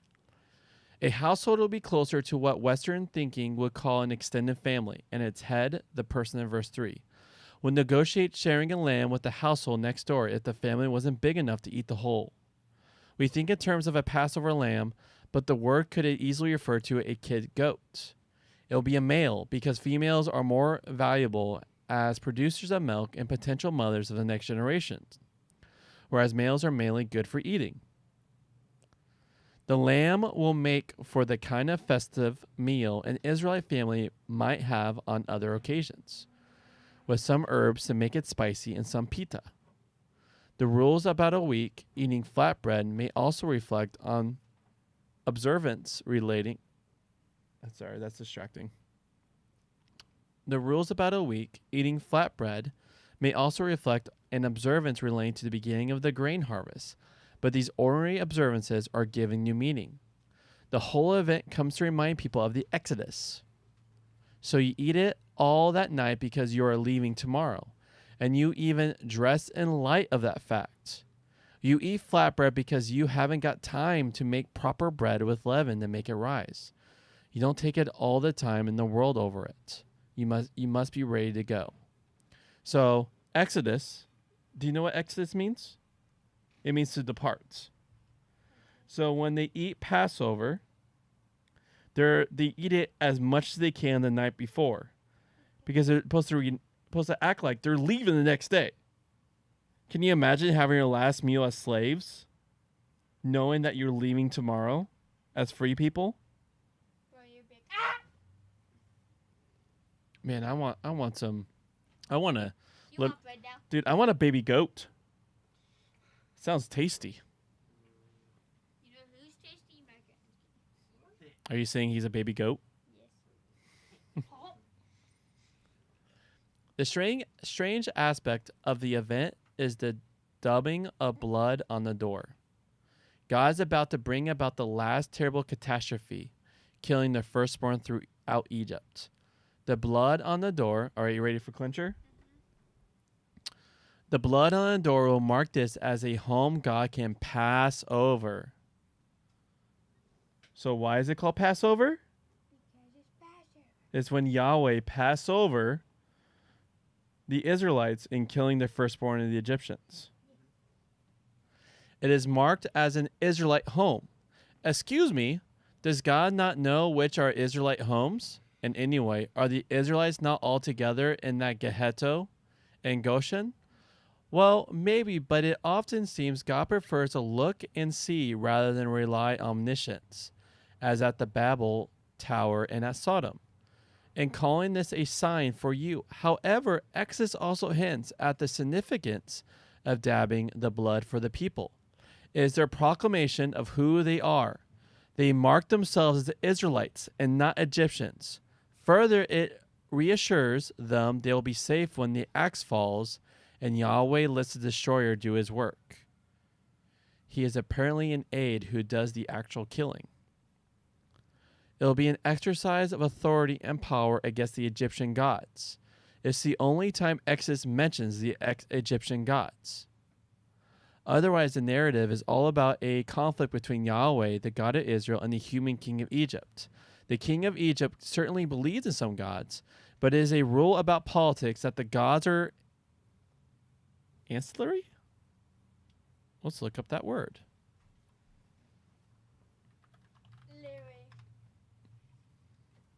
All right, let's look it up. Ancillary, providing necessary support to the primary activities or operations of an organization, institution, industry, or system. A person whose work provides necessary support to the primary activities of an organization. Ancillary. Ancillary. It has the word Larry in it. Mm-hmm.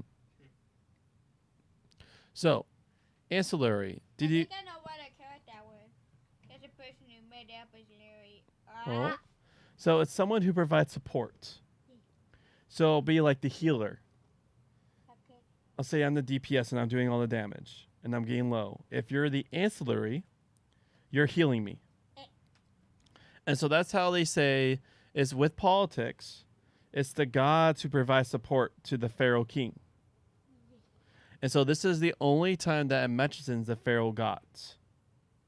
Other than that, it's a conflict between Yahweh and Pharaoh, the king of Egypt. So, it will be an exercise of authority and power against the Egyptian gods. It's the only time Exodus mentions the Egyptian gods. Otherwise, the narrative is all about a conflict between Yahweh, the God of Israel, and the human king of Egypt. The king of Egypt certainly believed in some gods, but it is a rule about politics that the gods are ancillary to you rather than your being the servant of God. And the bigger your empire, the more that will be true. So, the conflict between Yahweh and Pharaoh is one designed to put in his place the person who, for practical purposes, behaves like God. Indeed, Egyptian kings were thought to be, in some sense, incarnations of a god. This comment by Yahweh also suggests a different point. It is the responsibility of God to look after their people, right? So Yahweh's ability to breeze in and kill all the firstborn in Egypt shows that there is not much to be said for the gods of Egypt. Yahweh has the power to act decisively in Egypt. It doesn't matter what the Egyptian gods think. The Old Testament does not have an idea of a fine judgment and of people being under God's wrath and going to hell. That is something you find only in the New Testament, where the objects of God's wrath are not only one nation, but the whole world. But Christ's death then functions like the Passover lamb's death. Passover is not a sacrifice, and the Passover lamb is not a sacrificial lamb. What happens to its blood is different from what happens to the blood at a sacrifice. The New Testament came to understand the Passover lamb as a sacrifice and to apply the image to Jesus. But this involves seeing new meaning in the Passover. If you are marked by Christ's blood, as the door of an Israelite's house was marked by the lamb's blood, then that protects you from the destroyer when God implements his sovereignty over the world that resists his authority. It marks you as someone who, through what Christ has done, belongs to the people whom God had already claimed as his own and who have recognized that claim. So, as the Passover lamb, the blood was on the doorpost, right? So the destroyer... It means, like it shows that don't destroy this person. Yeah, so the destroyer will pass over the door. Yeah. So Jesus, we call him our Passover lamb. Yeah, because So he died on the cross. yeah, so his blood marks us for the destroyer on the final judgment to Not destroy them. yeah, to pass over us. Yeah. So then we are marked as in his people. Like the Israelites were marked by the lamb's blood. Yeah. So then we are marked by Jesus' blood. All right? You can start, friends. That was a good read. Dang, that was good connection. That was good connection. Love that read. Oh, man. You should take a moment to read it. So good. So first, the Egyptian gods were seen to look after care of the people. But God, what the destroyer goes through, it means those gods have like not done anything. And also, as the lamb blood, the goat's blood or lamb's blood, was on the doorpost to show for the destroyer to pass over. So then we call Jesus our Passover lamb, in which then we are marked for the final judgment, the final destroyer, to pass over us. Yeah, really good. Yeah. John Golden Gate, you do it again, man. You did it again.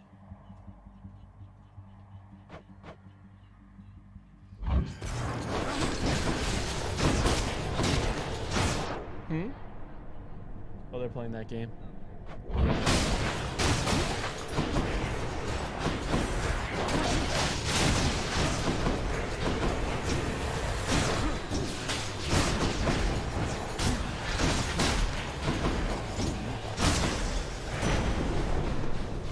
Sure hope this works.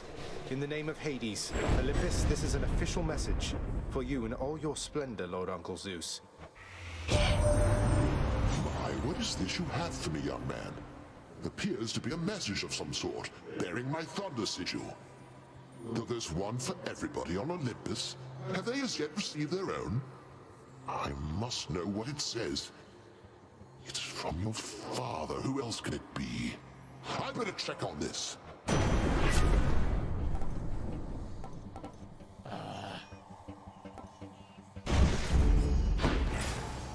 That's irritating.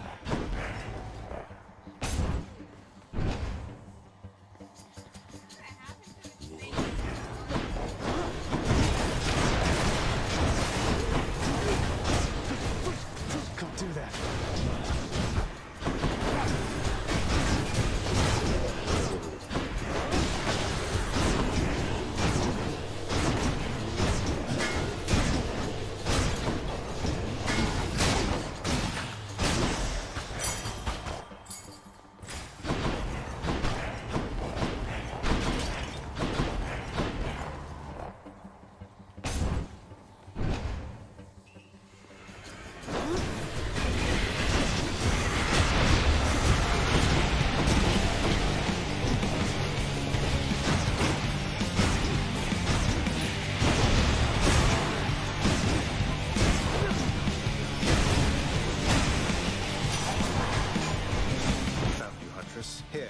name of Hades, Olympus, this is an official message. Especially for you, Lady Artemis. Some kind of special message for me. Oh, looks like there's one for everybody on Olympus, then. Felt rather special for a moment there, and now you're making me check in with all the others. Great. I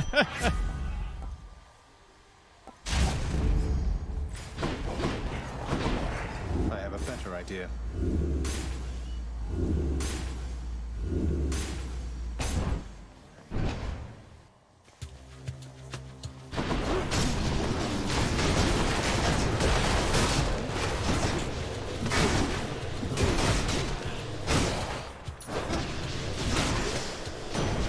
Lord Uncle Zeus. In the name of Hades.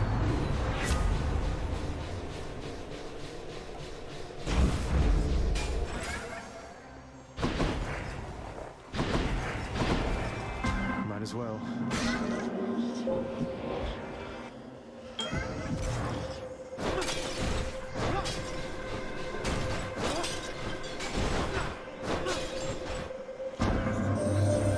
I bear a message for you, son of Hades. One recorded in an age when certain concepts it describes did not yet all exist.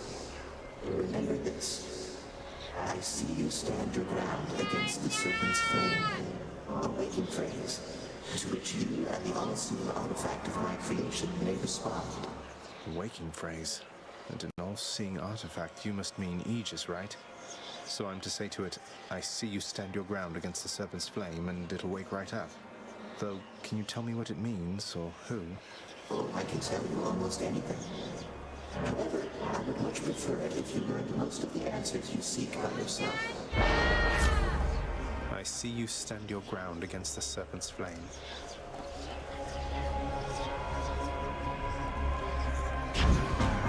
Chaotic strength.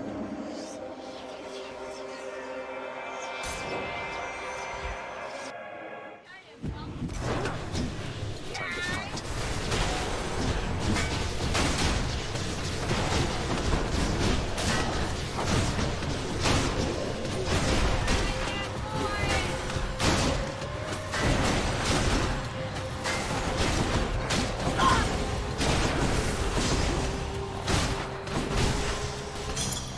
Thank the gods.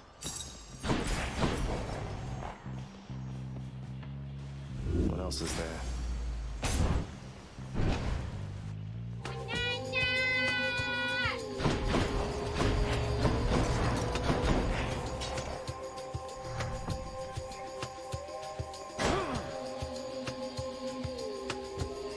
How nice of you.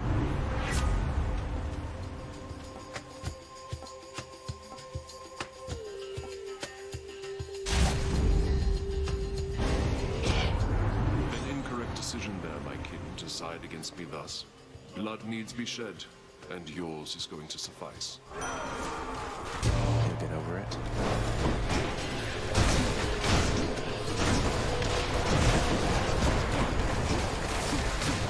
Not now.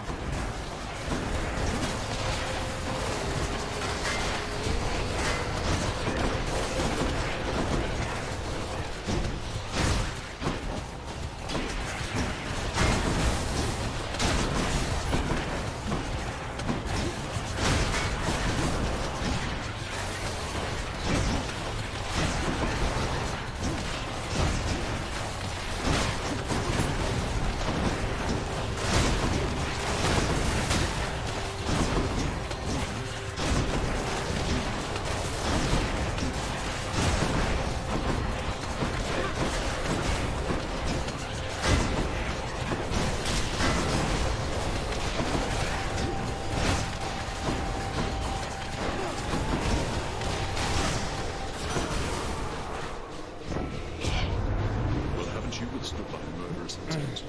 Resilience as this deserves reward, and I am feeling rather generous. More bloodshed, then. Oh my Lanta. Stop him, wretches, now!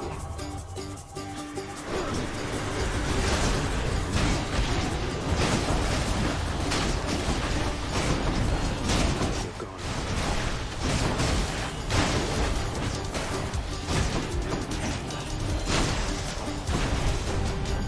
going to clean all of this up? Not now. Something for the mirror.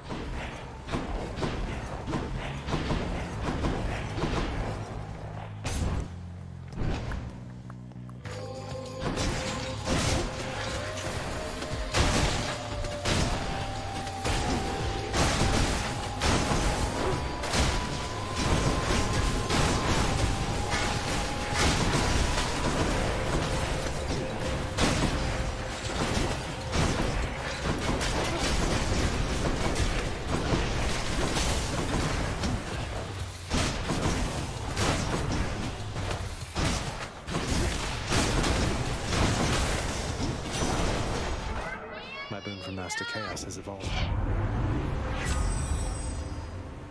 Awesome. Artemis, guide my hand.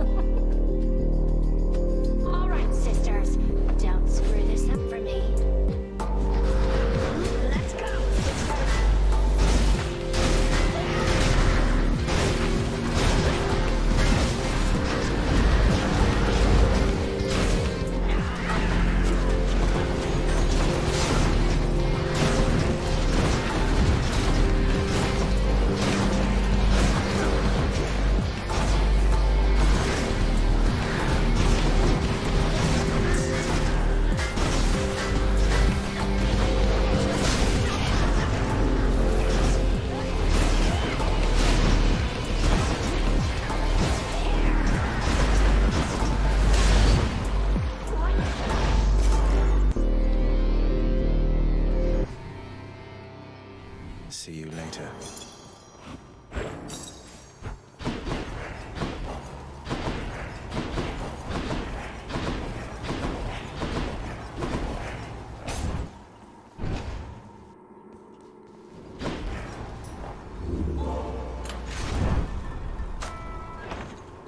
Next stop, Asphodel. Could try a different one. Might help.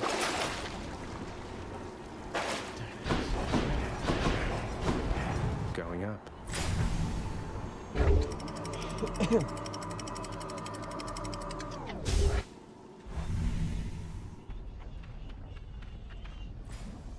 Specialist one, so make sure to sell that one.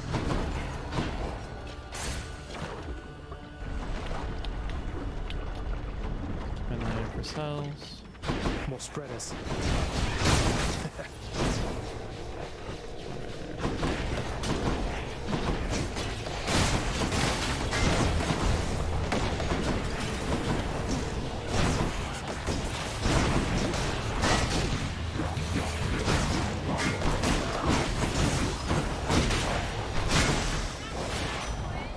I get to be the messenger this time. In the name of Hades, Olympus, this is an official message. Lord Hermes, got here as quickly as I could. Why, that looks like you've got a message just for me this time. How special is that, boss? Some sort of invite from the looks of things. You sure that I'm supposed to have this, seeing as I'm not officially involved?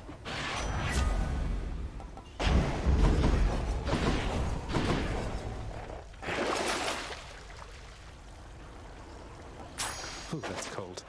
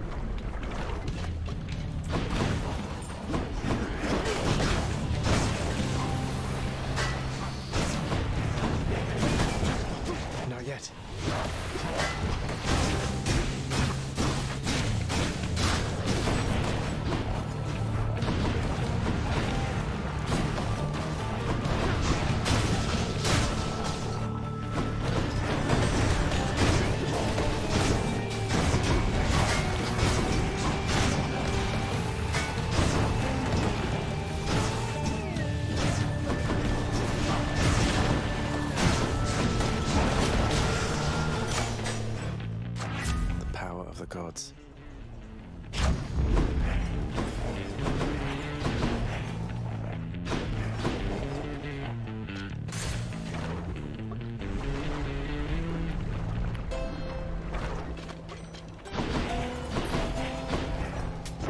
Should come in useful. Let's get out of here.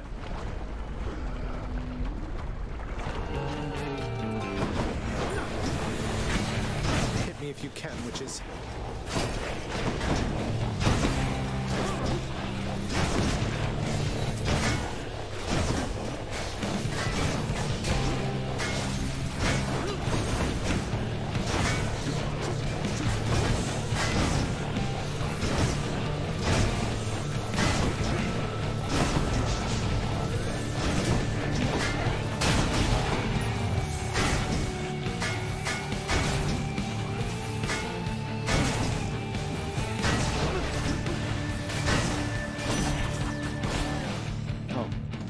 In the name of Hades.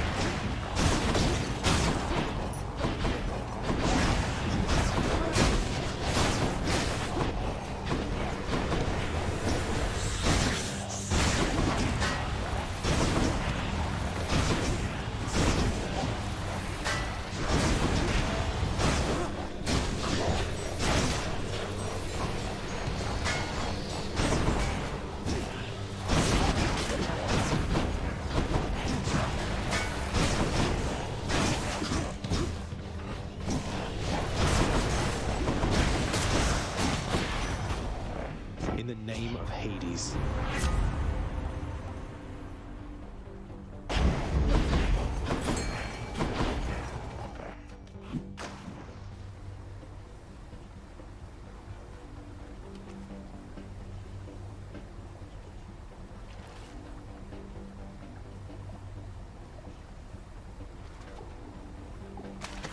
That's a bite. Another crustacean.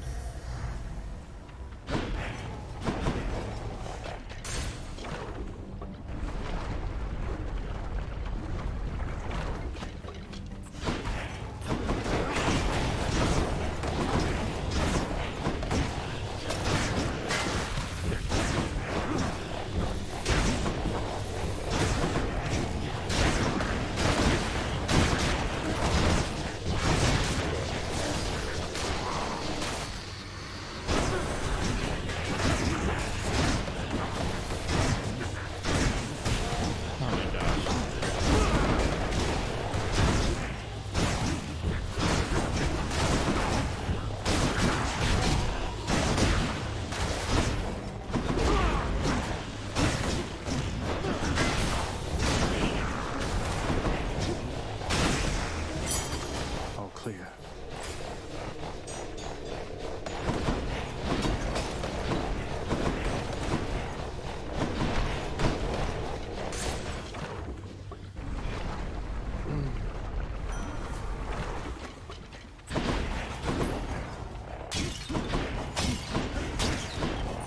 In the name of Hades.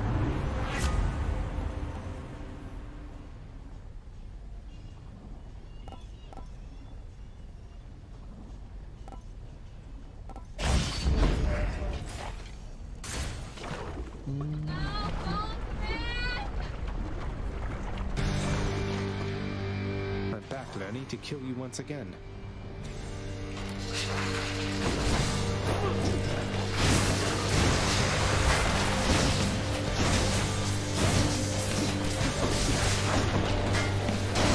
Die.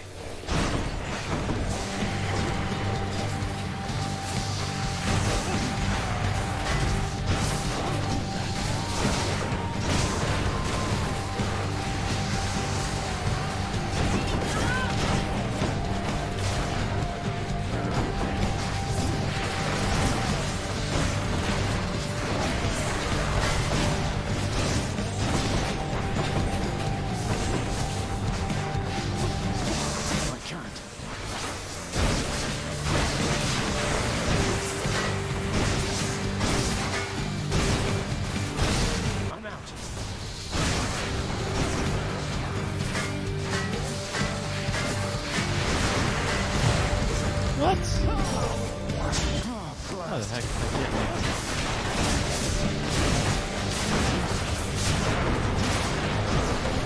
Optimus! I have them in my sights.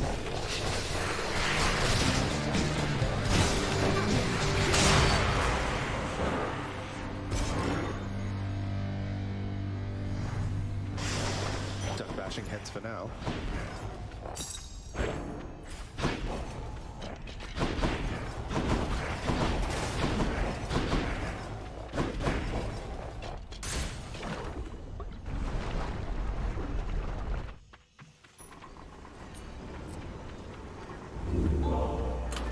Keepsakes hold power. Any boons worth giving up? Enough of this place.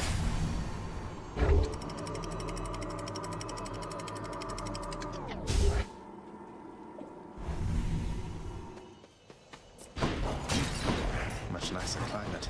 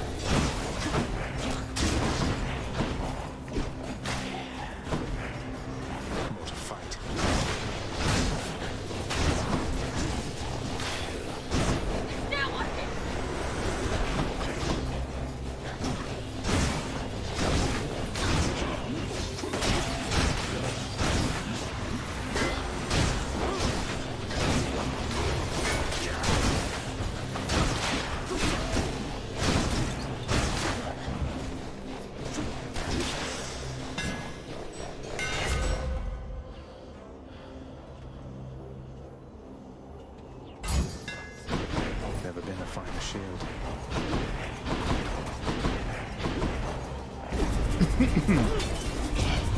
You shall pay for that.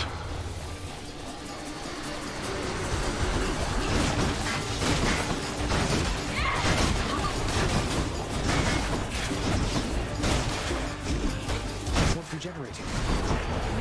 Damn it, what's come back?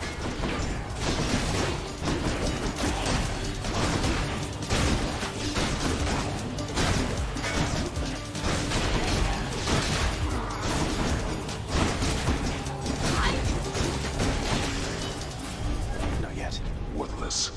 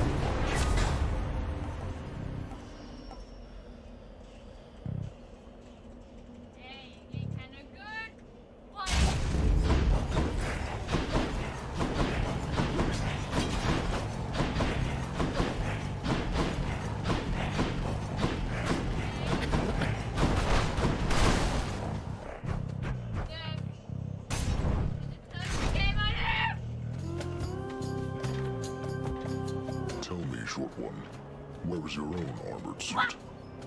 I would prefer not to do battle against one who's ill-equipped. You know, my father keeps the dress code very strict down there in Tartarus. No armor in the house. Never tried the stuff. Dress code. I too follow a code, and it's a code that strictly states I cannot let you pass without a fight. I'm empty.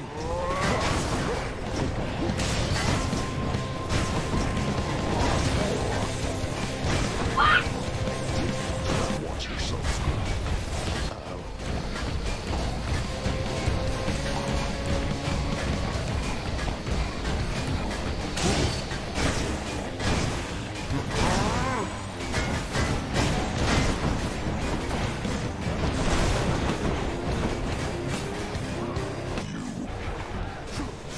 Not even a scratch.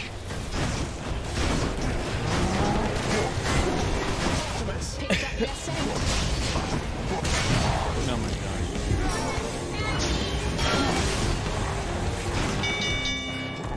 Stand down. I concede.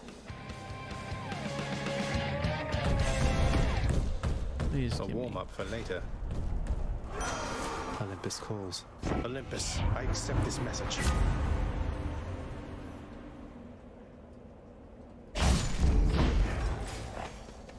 Yes. Get my Ressus back. Oof. A question, if you don't mind, stranger. Because I've had one nagging at me since we last discussed the subject. What exactly happened to Achilles, can you say? After I died, that is. I've heard the rumors, but I don't trust any of this boastful lot.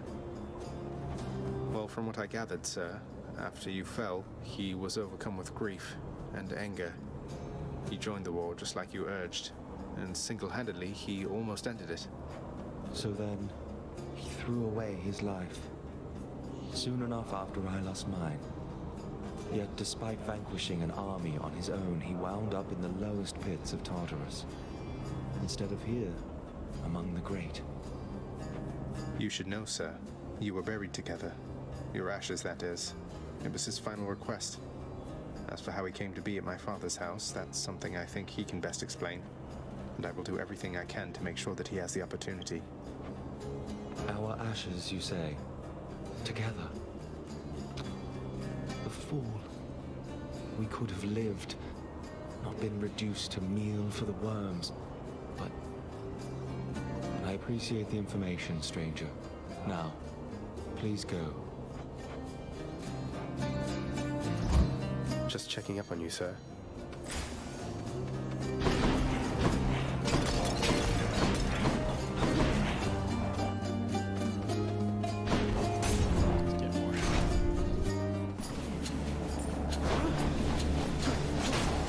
Do that.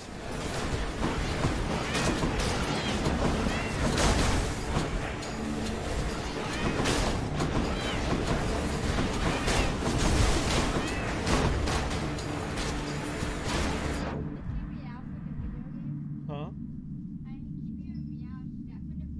Well, it almost, they do kind of sound like meows, but it's from these, yeah. Watch, hear it.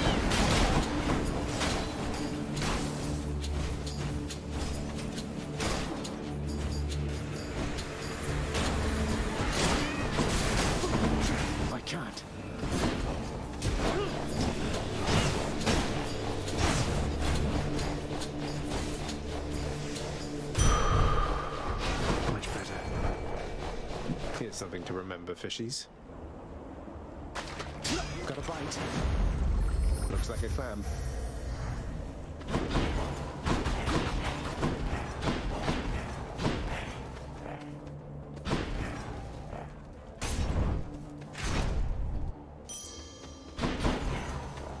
Father won't miss a couple coins.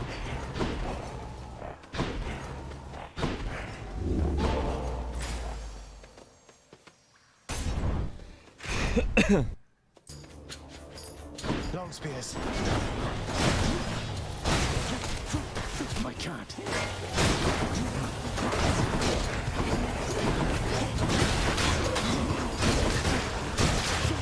Can't do that.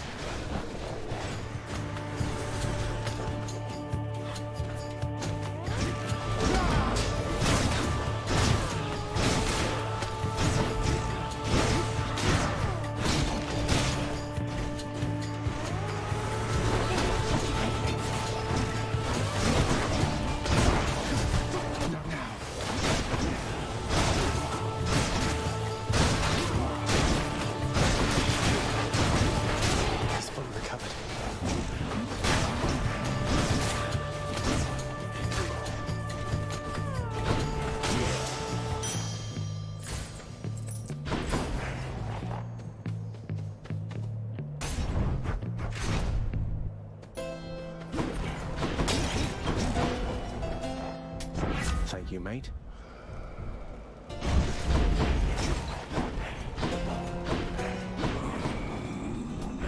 For safekeeping.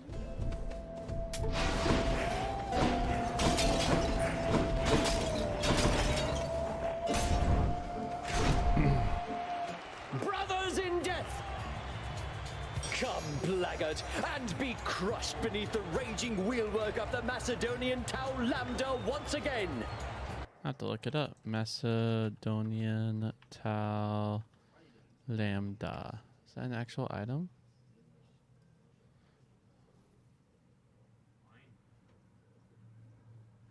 Okay.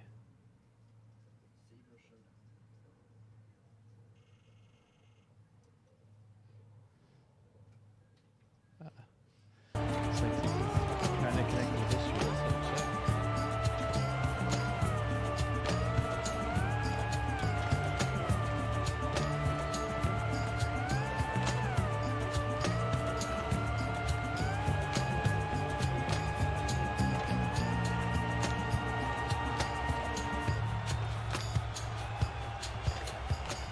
Theseus, you do know you look even more ridiculous than normal wearing that mask. I get the chariot and the unsporting weaponry, but why wear that thing? This blessed mask was crafted by great Daedalus himself. A work of art and my entitled claim as champion. What has he ever done for you? I'm empty.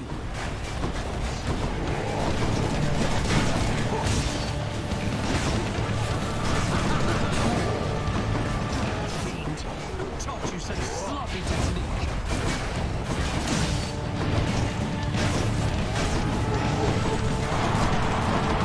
Thank you, my fellow shades.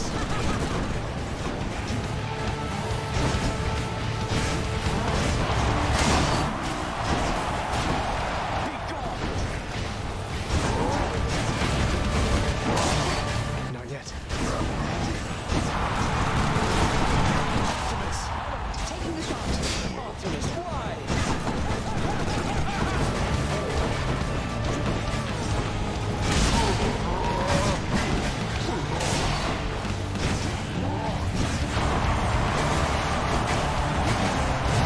My lance are. Darkness. We're not finished yet. No, Asterius. I'm out.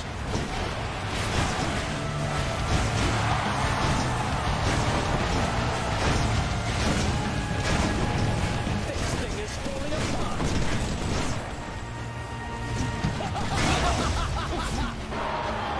God, my chariot!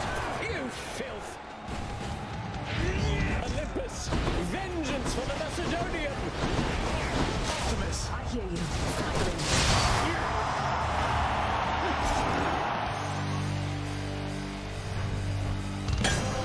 What a loudmouth.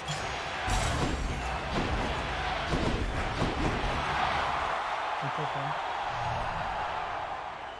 How so?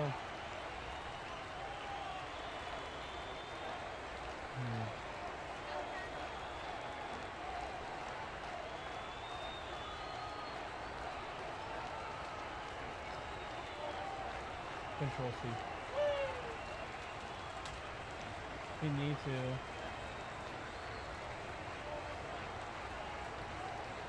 You could always type in the notepad right next to it if we need to.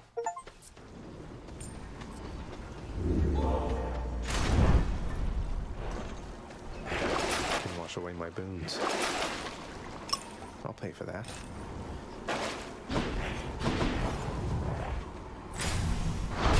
Check. Whew.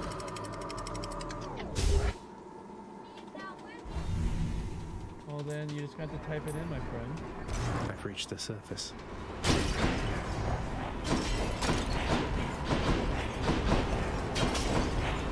That's just how, sorry my friend, that's how it is sometimes with games, is Control C, Control V stuff just doesn't work. It's random, it's hit and miss, my friend.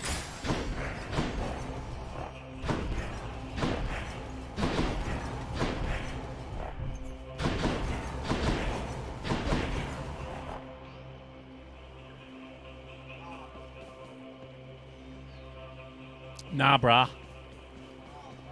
Nah, brah. Let's see what's in here. Easy.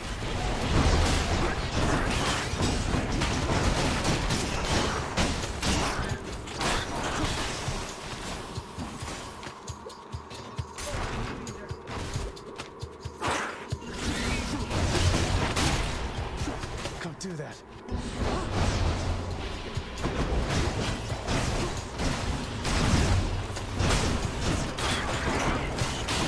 Not yet.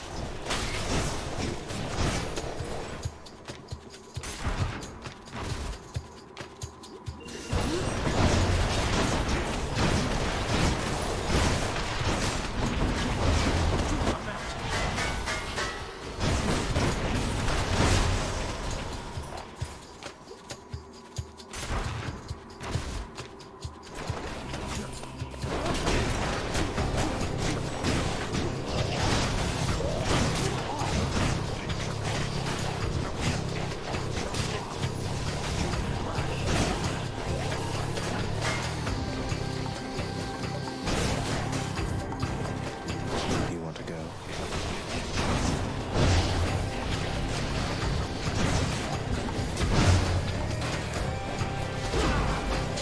I can't.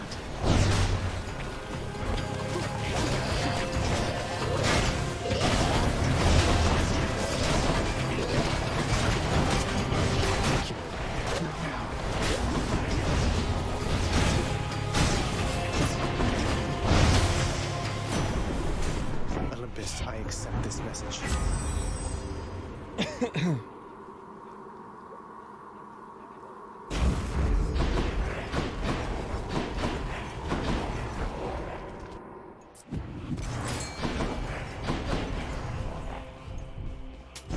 Here's the fee.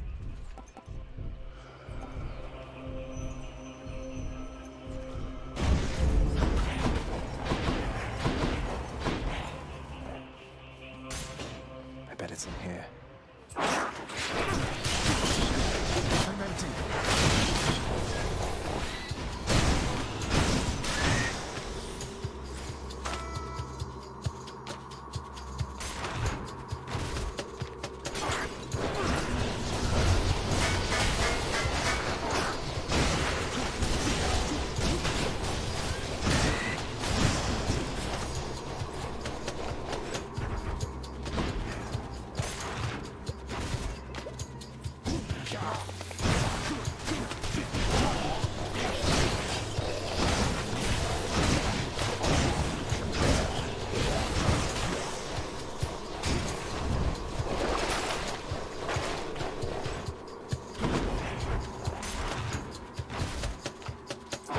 You.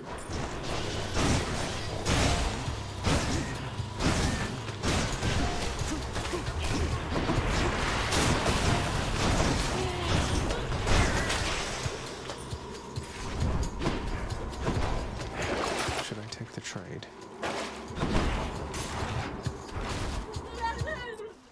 Found it already. In the name of Hades.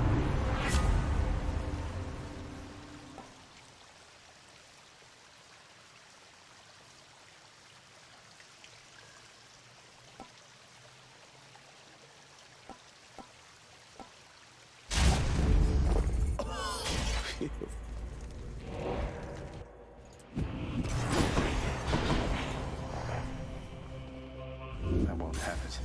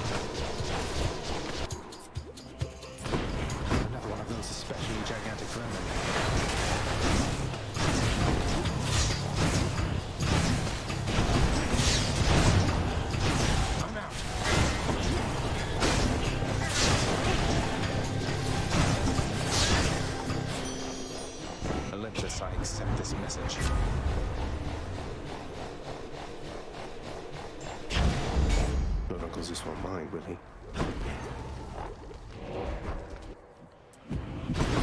Now for a chat with Cerberus. That's quite a stash there, Charon. I'll take this one.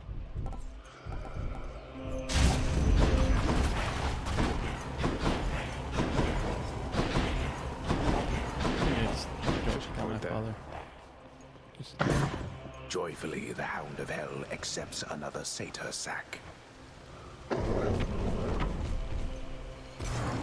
See you, boy.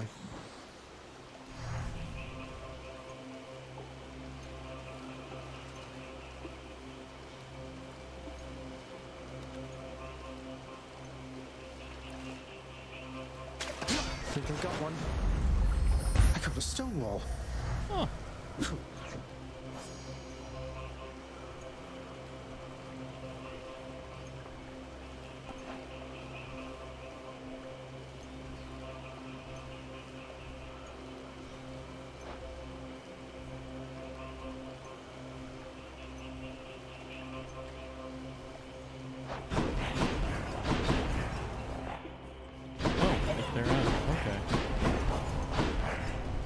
Not enough coin.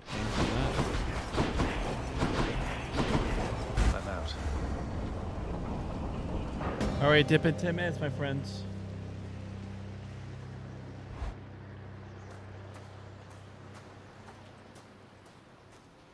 One last bit of business to take care of, then.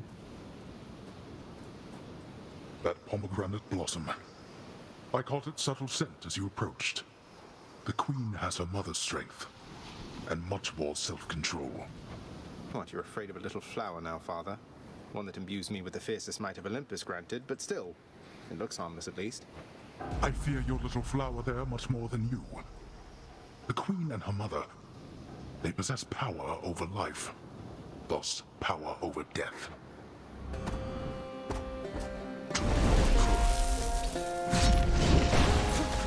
I can't. Darkness.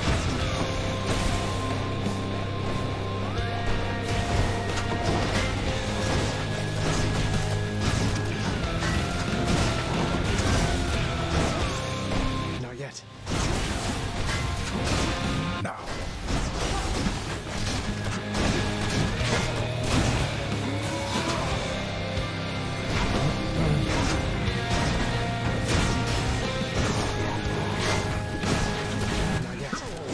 Darkness.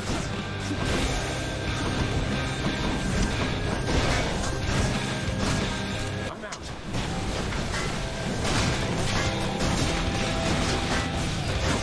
You think your mother shall make me go soft to you? Is that your deepest fear of late, Father? Optimus! They are as good as dead. It seems you need all the help that you can get.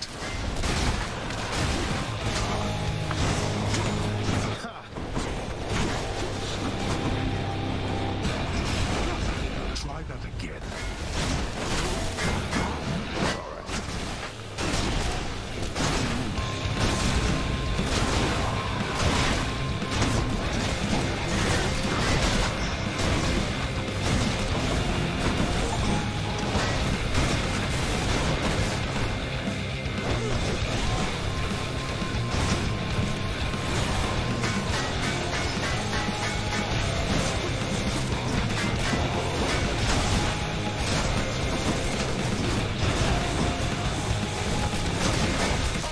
Oh, hi, remember me?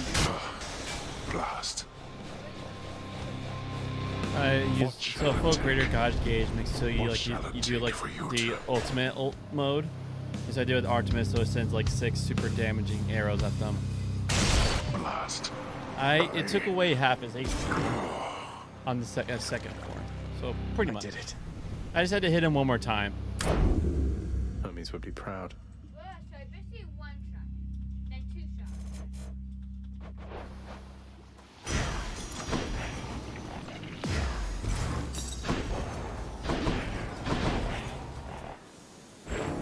Snakes and serpents rank amongst the creatures somewhat known to Zagreus, due to their presence in the underworld.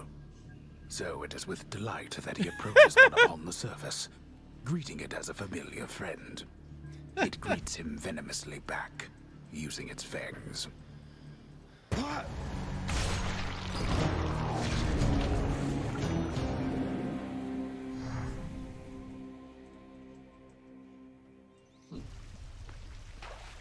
Thank you, thank you.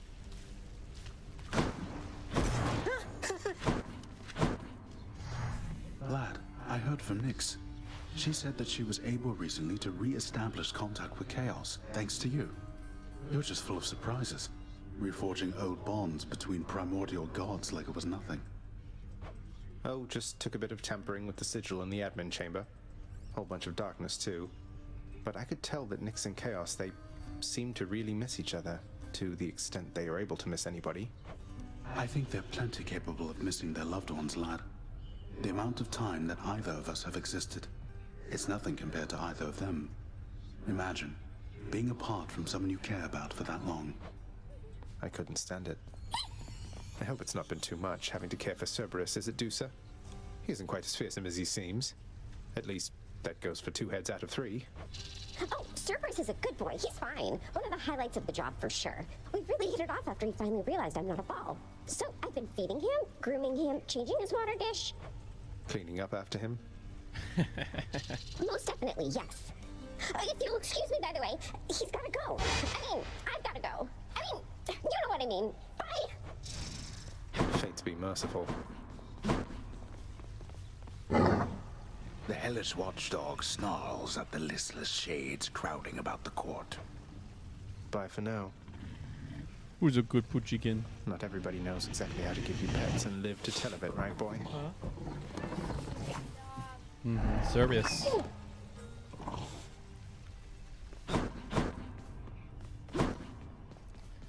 You are still in a difficult predicament, my child, and I with you in turn.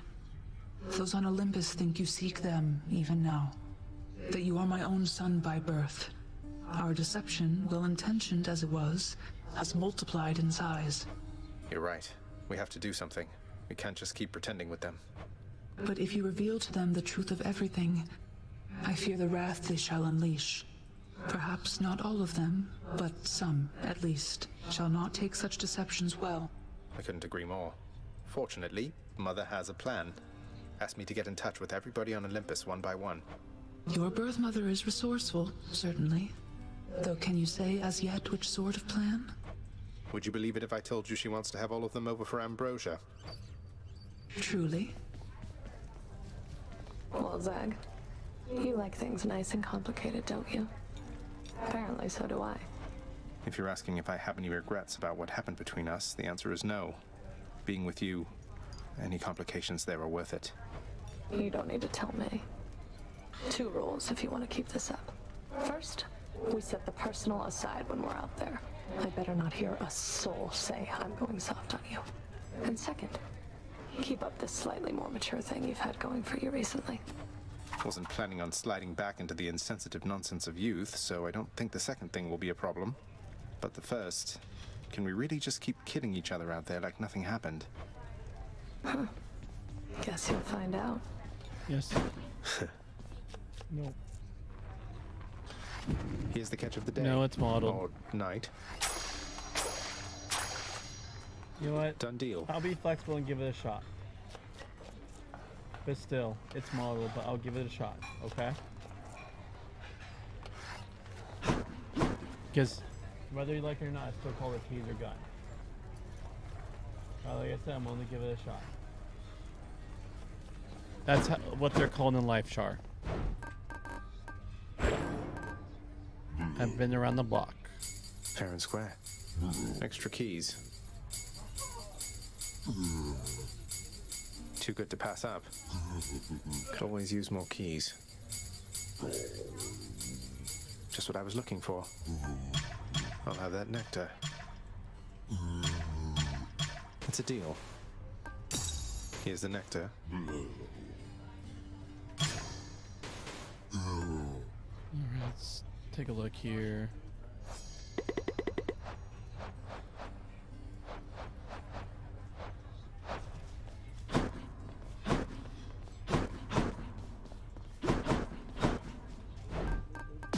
I'll take it.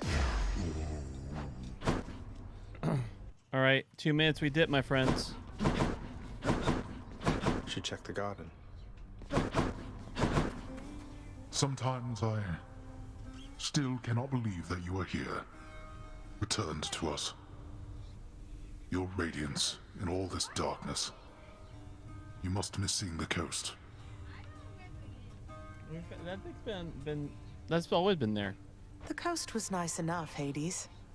But nothing is ever perfect, right? You can use No matter bazooka. how I'll hard give you Lexus try. a bad try.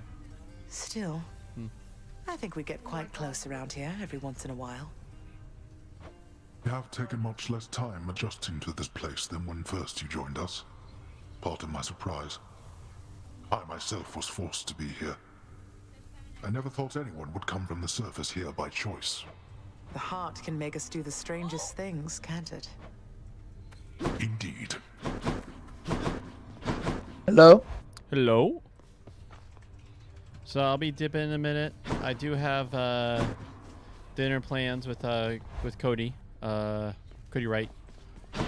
Oh. And then I'll be back on because Robin and the family is gone. You stand your ground against the surface All right. A future aspect. You have Beowulf is Nagline's going to be board, tough. but takes 10% damage. Grant me the aspect of Beowulf. Dragon Rush bonus and area. Done. Ah, yeah, that's your stuff. Load and pull. Oh, interesting. So you actually throw. That kind of hurt. You can. What are you throwing? I have the unique.